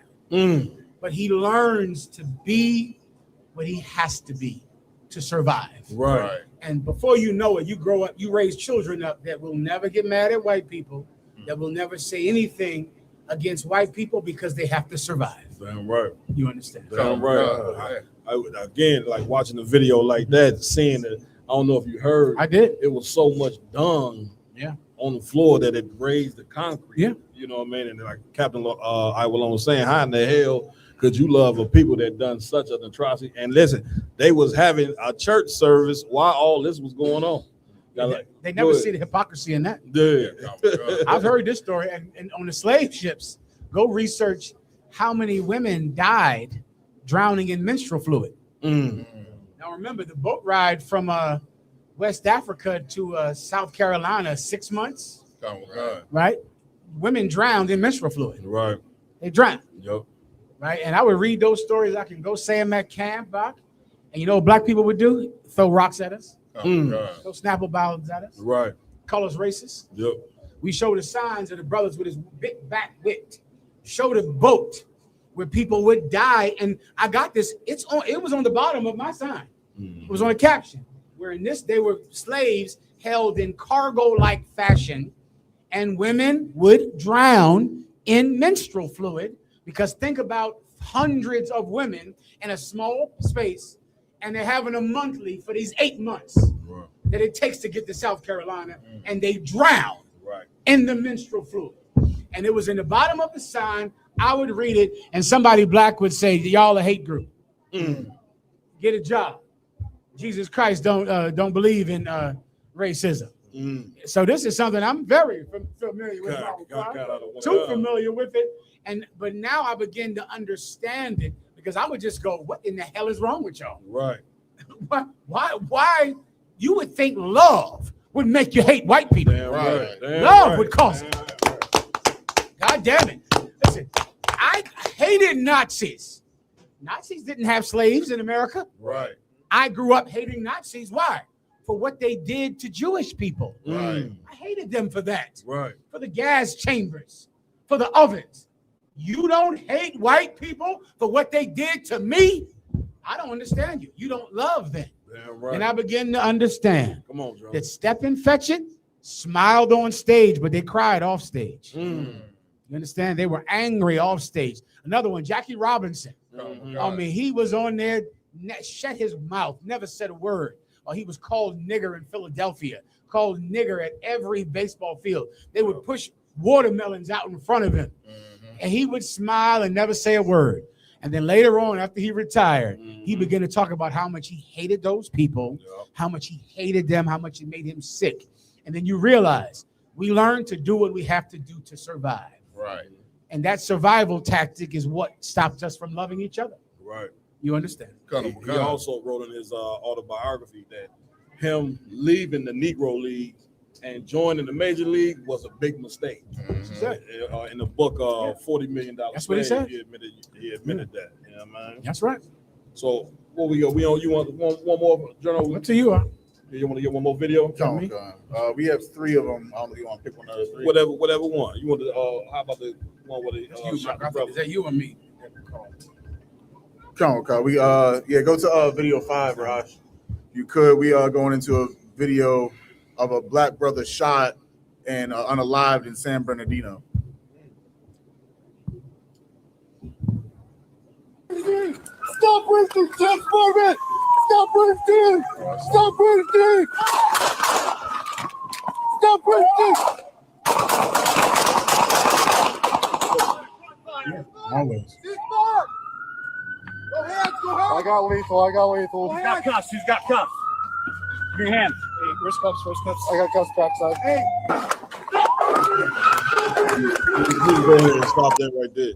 Journal, what comes to mind when you see something like that that's still happening in 2026? A brother got shot, ran down on, emptied the clip on him, and then handcuffed him while he was dead. The man dead.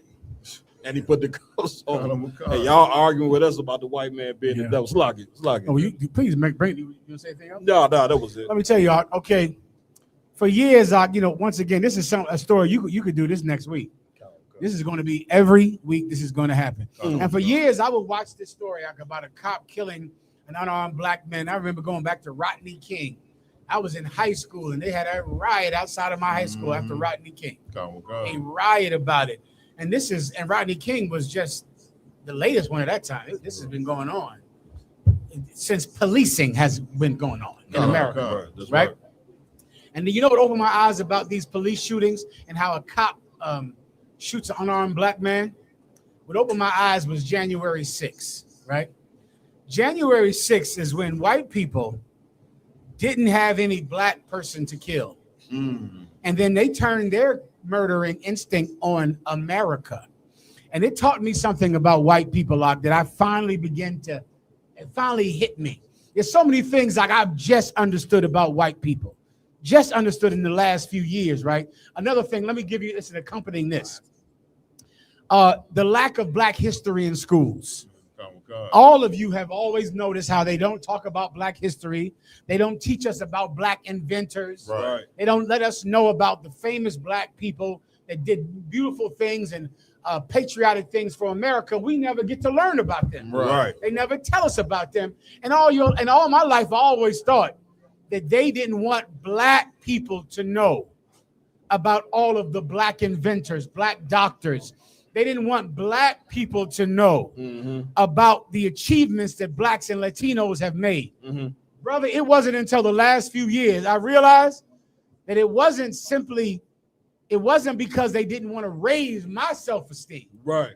It was because telling white people about black achievements lowers white self-esteem. That's the real reason you can't learn about black inventors and black doctors and black achievements and black heroes, Latino doctors. The reason that schools cannot talk about it is because it will make white people so angry that they will kill other white people. Right. In essence, white people are really saving lives by never raising the self-esteem of blacks and Latinos. Right. Because if they raise our self-esteem, they're going to lower the self-esteem of white people.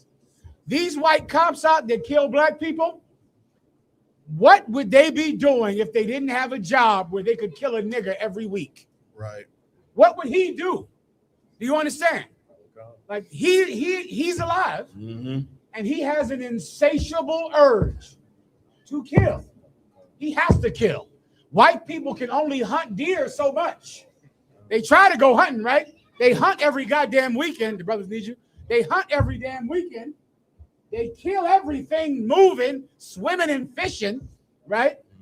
But boy, it's not enough for white people. Right. What would this cop do if he couldn't kill someone that's black? That's right. He killed the Congress. Damn right. He killed the Senate. Damn right. He killed the president.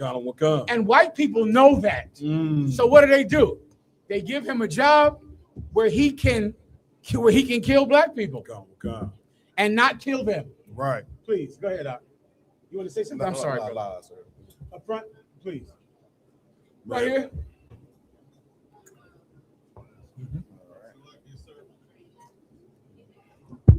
So lucky, sir, what you bringing out is real heavy because the white man killed over 40 million buffalo just, when they came over here, and also, almost extinct our native Indian, bro. Yes, he did. The Bible scripture where it says they hunt our steps day and night, that is so pivotal to understanding them. To white people, it's just he has to kill somebody. Right. Then they're thinking about it, did he have a gun? Did he not? That ain't what's in his mind. Right. What's in his mind is, I only signed up for this job because they told me I could kill a nigger or spit. Right. That's it. And if I can't kill somebody black, I'm going into the Congress to kill the senators. Yeah, right. And that's what they'll do. Kind. And white people know it. And so in essence, we're just used to satisfy their bloodlusts. That's it. Because these same white people are, just think, if you tell him this has happened. What happened when they said that Black Lives Matter, and they said police officers have to wear cameras, and you can't kill black people anymore? What happened with the police departments in America? Who knows? They quit. Right. That's what happened. They quit. The numbers went down. Cops said, I don't want to be a cop if I can't kill black people. Don't put that in your phone now. Right. The numbers to recruitment went down. Damn. Because they don't want to be. That's the reason they became cops. Right. They heard it was some job where you could just kill niggas and spics, and it was legal. Go ahead. If I could, Go ahead. so are you saying, General, these same cops that have an insane appetite to kill us, are these the same cats that our leaders wanted us to be policed by? Yeah, that's them out. That's exactly them because your leaders were rich, right? And they thought that this murder would never come to them. Like black leaders think they're going to kill the people in San Bernardino, the people on the west side, Right. on the south side. Right. They don't think this touches them in Hyde Park. Right. This is like, something that really has nothing to do with them. Yeah. And you'd be shocked to learn the distance between rich black people and poor black people. It's almost the same distance like race. It is. There's a video I did out of California. The brothers gave me out of California. And the black person said it in 1950s. He said that he really had no connection Yeah, I with seen poor that. black I people. seen that. Like it's like it's damn near like race. Like that's you. I'm a whole different thing. Right. Over here That's- being rich. right. Where they have really no connection. So in essence, when the cop kills you, it's like, well, he's killing them, They're from San Bernardino. San Bernardino is one of the poorest places in America. They're extremely poor. That's where we have the school at down there. I think we have the school in it's in San Bernardino. Right. That's where the school is at. It's one of the poorest places in America. Rich black people don't feel anything when you getting killed in the west side of Chicago. Right. They don't feel like these cops are against black people. They think you're causing this. Right. Because your pants are sagging. You know what they say? You out there with them sagging pants. You in those gangs. Right. Really, you're causing all of this. Really, you're making rich black people look bad, really. Because you're in those gangs, you're doing all this stuff. When cops kill you, really, it's your fault. And so really, when cops kill black people out, they have to kill somebody. That's right. And you got to think about it like that. That's what's going on. That's it. They have to kill somebody, and America works because they give them us to kill. Because they have to kill somebody. That's right. Anything Damn right. else? Give it up. Give it up. Give it up. We got real quick. We got Commander Jenny Yohana on the line. Okay, so Come on. Jenny Yohana. Hey, shalom, Hakim. Shalom, General. Yabasus Rakata. Yabashma Shabakathum. I just had to tap in with y'all for a hot second, man. This is the hottest podcast going on in America right now. Like y'all rocking this thing on the next level. You know what I'm saying? Mahayaman looking about 25 again. You know what I'm saying? You look great, bro. You look great. You know what I'm saying? What I wanted to say is on what you're saying is so heavy and so what's needed today, and so well put together in the psychology that they use on us. Right now in the chat room, I don't know if a lot of brothers and sisters watching online, in the chat room, white people are saying, just comply with the police. Just comply with the police. Stop resisting.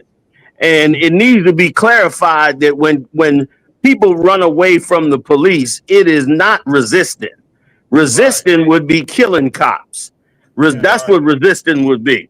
We don't resist the cops. You understand? We're not resisting them at all. We just getting away from them like anybody would for any murder. Like when you live in a neighborhood full of murders and somebody pulls a gun out on you or approaches you with a gun, you don't think, is this person trying to kill me? You think, let me get the hell out of here. And that's what black people are doing when it comes to the cops, because they are murdering us. And it is obvious. And the psychological warfare that they put on us to try every way they possibly can over all these murders to turn around and act as though we somehow are causing the murders because we resist getting beat up and shot to death. You just played a tape of a brother getting killed face down on the ground, shot multiple times in the back. Like, this is going to end very soon.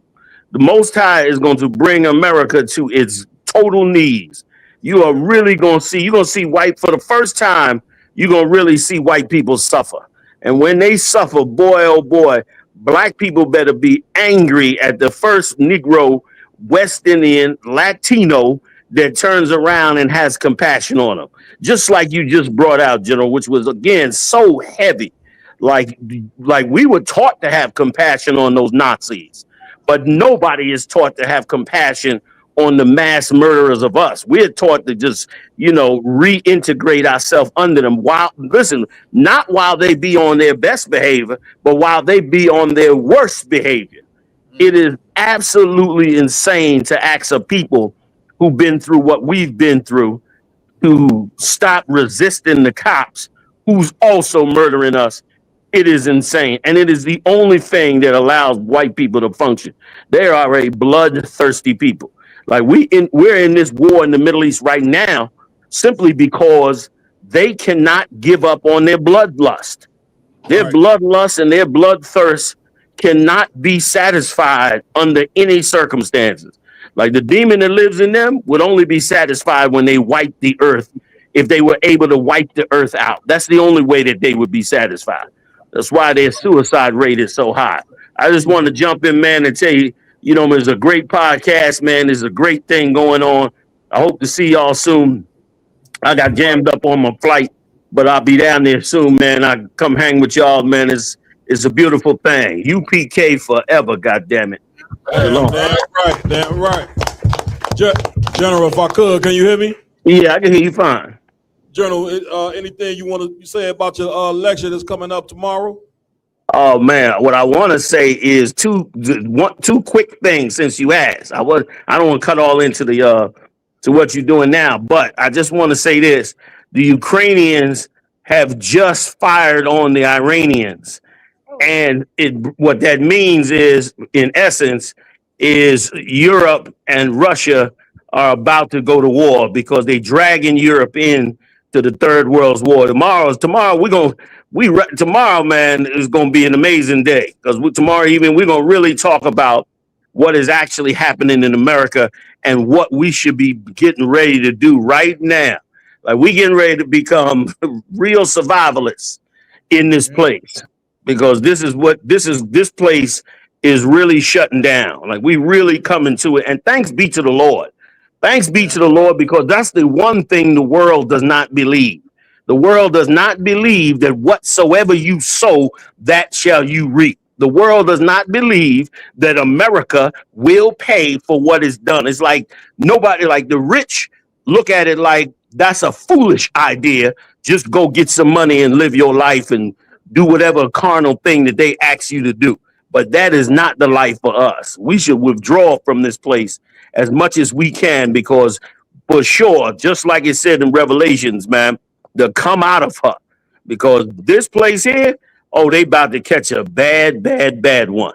And we're going to see them, how they act. We're going to see how they hold up as this place starts to fall apart and the rest of the world falls apart. It is so biblical. It's like watching a movie that was written 4,000 years ago. And so tomorrow night, man, we're going to really get into it. Salaki, as soon as you start me on it, I'll be ready to talk. Salaki, let me get off it. I'll see y'all tomorrow night, man. Lord allow, we'll talk about it then. The water so much, y'all can. Yes, sir. Alawap on y'all. Yabba Shima Shabraka Thumb. The water, General. Good to see you. I'll see you then. All right. Man, the Jenny and Hunter tomorrow night, Friday, right here at the school, 7 p.m. We're going to be shooting off Black Watch live, and we're going to be shooting off the Round Table of Truth. You do not want to miss this lecture. If you're tuning in now, make sure you tune in tomorrow night. This is just the kickoff. Boy. You know what I'm saying? We want to thank General Mahayaman for blessing us with his presence here, coming to Chicago. And we got this was just the podcast. We got General Mahayaman later on tonight as well. I'll be here. We're going to get it in with the scripture breakdown. Make sure that you please tune in tonight to ISBK Online, General Mahayaman, live from Chicago. If you can't tune in online and you can make it, come to the school. Everything free. Come walk through these doors and come get the knowledge that you desperately need. You know what I mean? General, anything you want to say before we go? I'm just happy to be here at the Water Command and General Yohana for making this all happen. I'll see you tonight, 7 p.m. Central. That's that right? 6 p.m. 6 p.m. Central. Come Yasha. All right, give it up. Captain Lamar, any announcements? Come on. Make sure to go like, follow, share, subscribe yourselves to all Round Table of Truth social media pages. Of course, like the General and Captain Quad said, the General will be teaching tonight's class at 6 p.m. Central. And then also just to go through the rest of the fire weekend coming up, tomorrow morning, make sure to go out to 47th and Ashland for the back to school clothes drive giveaway. You understand? And some food as well. And then later on that night, we have Commander Junior Hunter's lecture at 7 p.m. 7 p.m. Come. And then Saturday morning, come to the school to help get your felonies expunged, maybe get your gun rights back and restored. You understand? So make sure to come to the school at 10 a.m. at that time as well. And then Sunday, to end everything off, we have the cookout over at Calumet Park Beach. You understand? Type in on the GPS, Calumet Park Beach parking lot. It's the only address that allows us to use from 12 p.m. to 8 p.m. and get shown the best hospitality the world even can give. I mean, the earth can give. I want to say the world. Can I bring one announcement? Tenemos comida gratis para ti y todo tu familia. Meaning we have free food for you and your entire family. Damn right. Give it up. As you can see, man, we got the best. Listen, Captain Marquardt wouldn't be sitting here with these amazing brothers without this amazing leadership in the ISBK. Damn right. Commander Junior Hunter is an amazing brother. Damn right. General Mahayaman, amazing brother. I wouldn't be here if I didn't go to Philly. I don't think I would have made it. I ain't gonna lie. A lot of brothers, they can sit in their town and get raised up. I had to go. I had to come up there, sit up under the general. Big shout out to all the generals, man, for the work that they put in. Even big shout out to General Q. He here as well. You know what I mean? Captain Yardan, anything you want to say before we close out? Honorable Con, sir, if I could, you know what I'm saying, as usual, you know what I'm saying, pay your tithes, you know what I'm saying, ISUPK.com, pay 10% of every increase to the priests and prophets of the Lord. Also with that, you know what I'm saying, I just want to give a big shout out to General Mahayaman, sir, the water for coming through, sir, and as you always do, you know what I'm saying, just edify us. I don't know if you remember this, like the first class I ever attended, you know what I'm saying, you were teaching, you know, and Kodash Zion from Minnesota, my cousin. I didn't know that. He brought me in front of you to ask you a question. At the end, y'all done. If I could tell him what happened before you even got to ask the question. Tell him what happened. Captain Khan did to you before you gave it. So when I walked into the event, Captain Khan was doing Shema that day, and he like roughed me up with the surgeon. So I had a pocket knife because I worked in a warehouse. You know what I'm saying? So I had a pocket knife. He's like, "You mind if I hold this down the slab?" Like, you have it.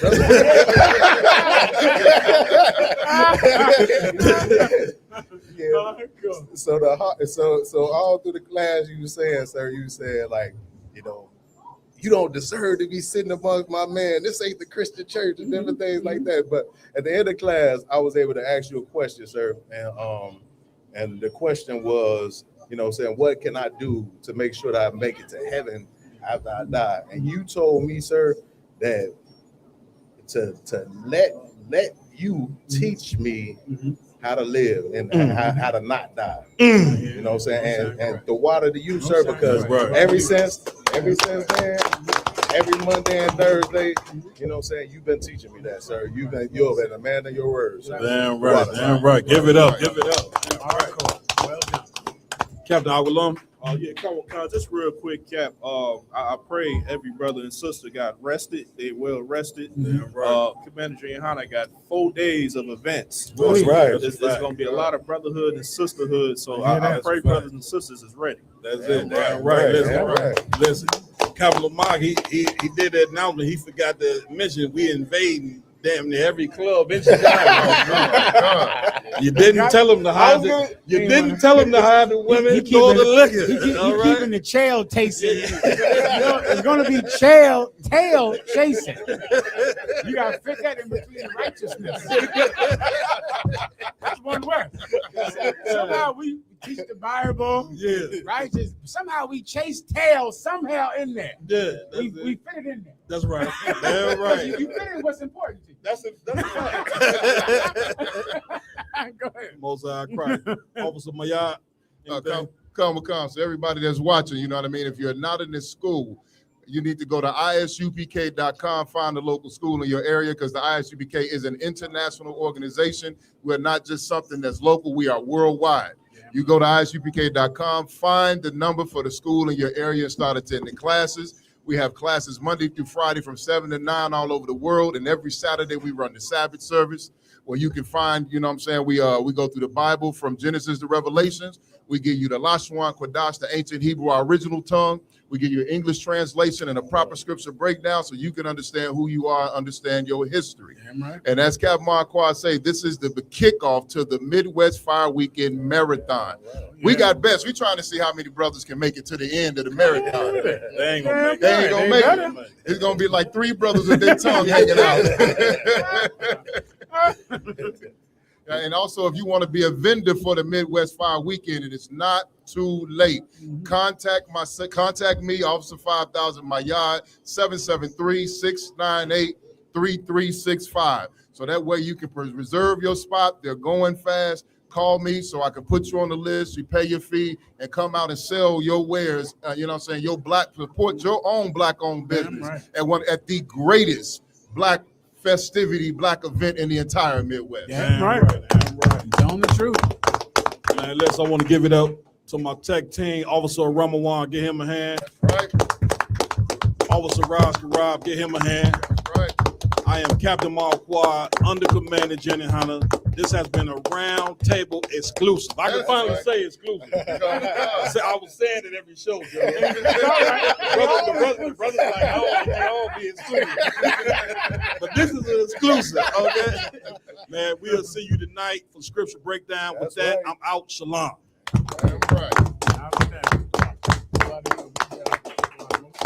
Water for having. Yes, sir. Yes, sir. Water. Girl, stand on stolen ground, reaping the benefits of bloody fathers. That's what you are. Even though you think you're so liberal and so kind, all you are is another child benefiting off the murder of your father. That is who you really are. And you should face it. And you should fall on your knees and beg repentance for your evil, cruel, corrupt, selfish life that you've lived here on the bones of the North American Indian, on the bones of the slaves, on the bones of the Puerto Ricans, on the bones of the Mexicans, on the bones of all the poor people that your father murdered so you could go to college and so you could get drunk and high and have a good time. Your father had to murder for that privilege. You understand that, don't you? Your father had to kill. Your grandfather had to steal so you could live like Pamela Anderson in America. Give me Ezekiel 35. That's the truth. I'm showing you love. That's love. I'm telling you the truth. Ain't that real love? That ain't love. White girl, stand on stolen ground, reaping the benefits of bloody fathers. That's what you are. Even though you think you're so liberal and so kind, all you are is another child benefiting off the murder of your father. That is who you really are. And you should face it. And you should fall on your knees and beg repentance for your evil, cruel, corrupt, selfish life that you've lived here on the bones of the North American Indian, on the bones of the slaves, on the bones of the Puerto Ricans, on the bones of the Mexicans, on the bones of all the poor people that your father murdered so you could go to college and so you could get drunk and high and have a good time. Your father had to murder for that privilege. You understand that, don't you? Your father had to kill. Your grandfather had to steal so you could live like Pamela Anderson in America. Give me Ezekiel 35. That's the truth. I'm showing you love. That's love. I'm telling you the truth. Ain't that real love?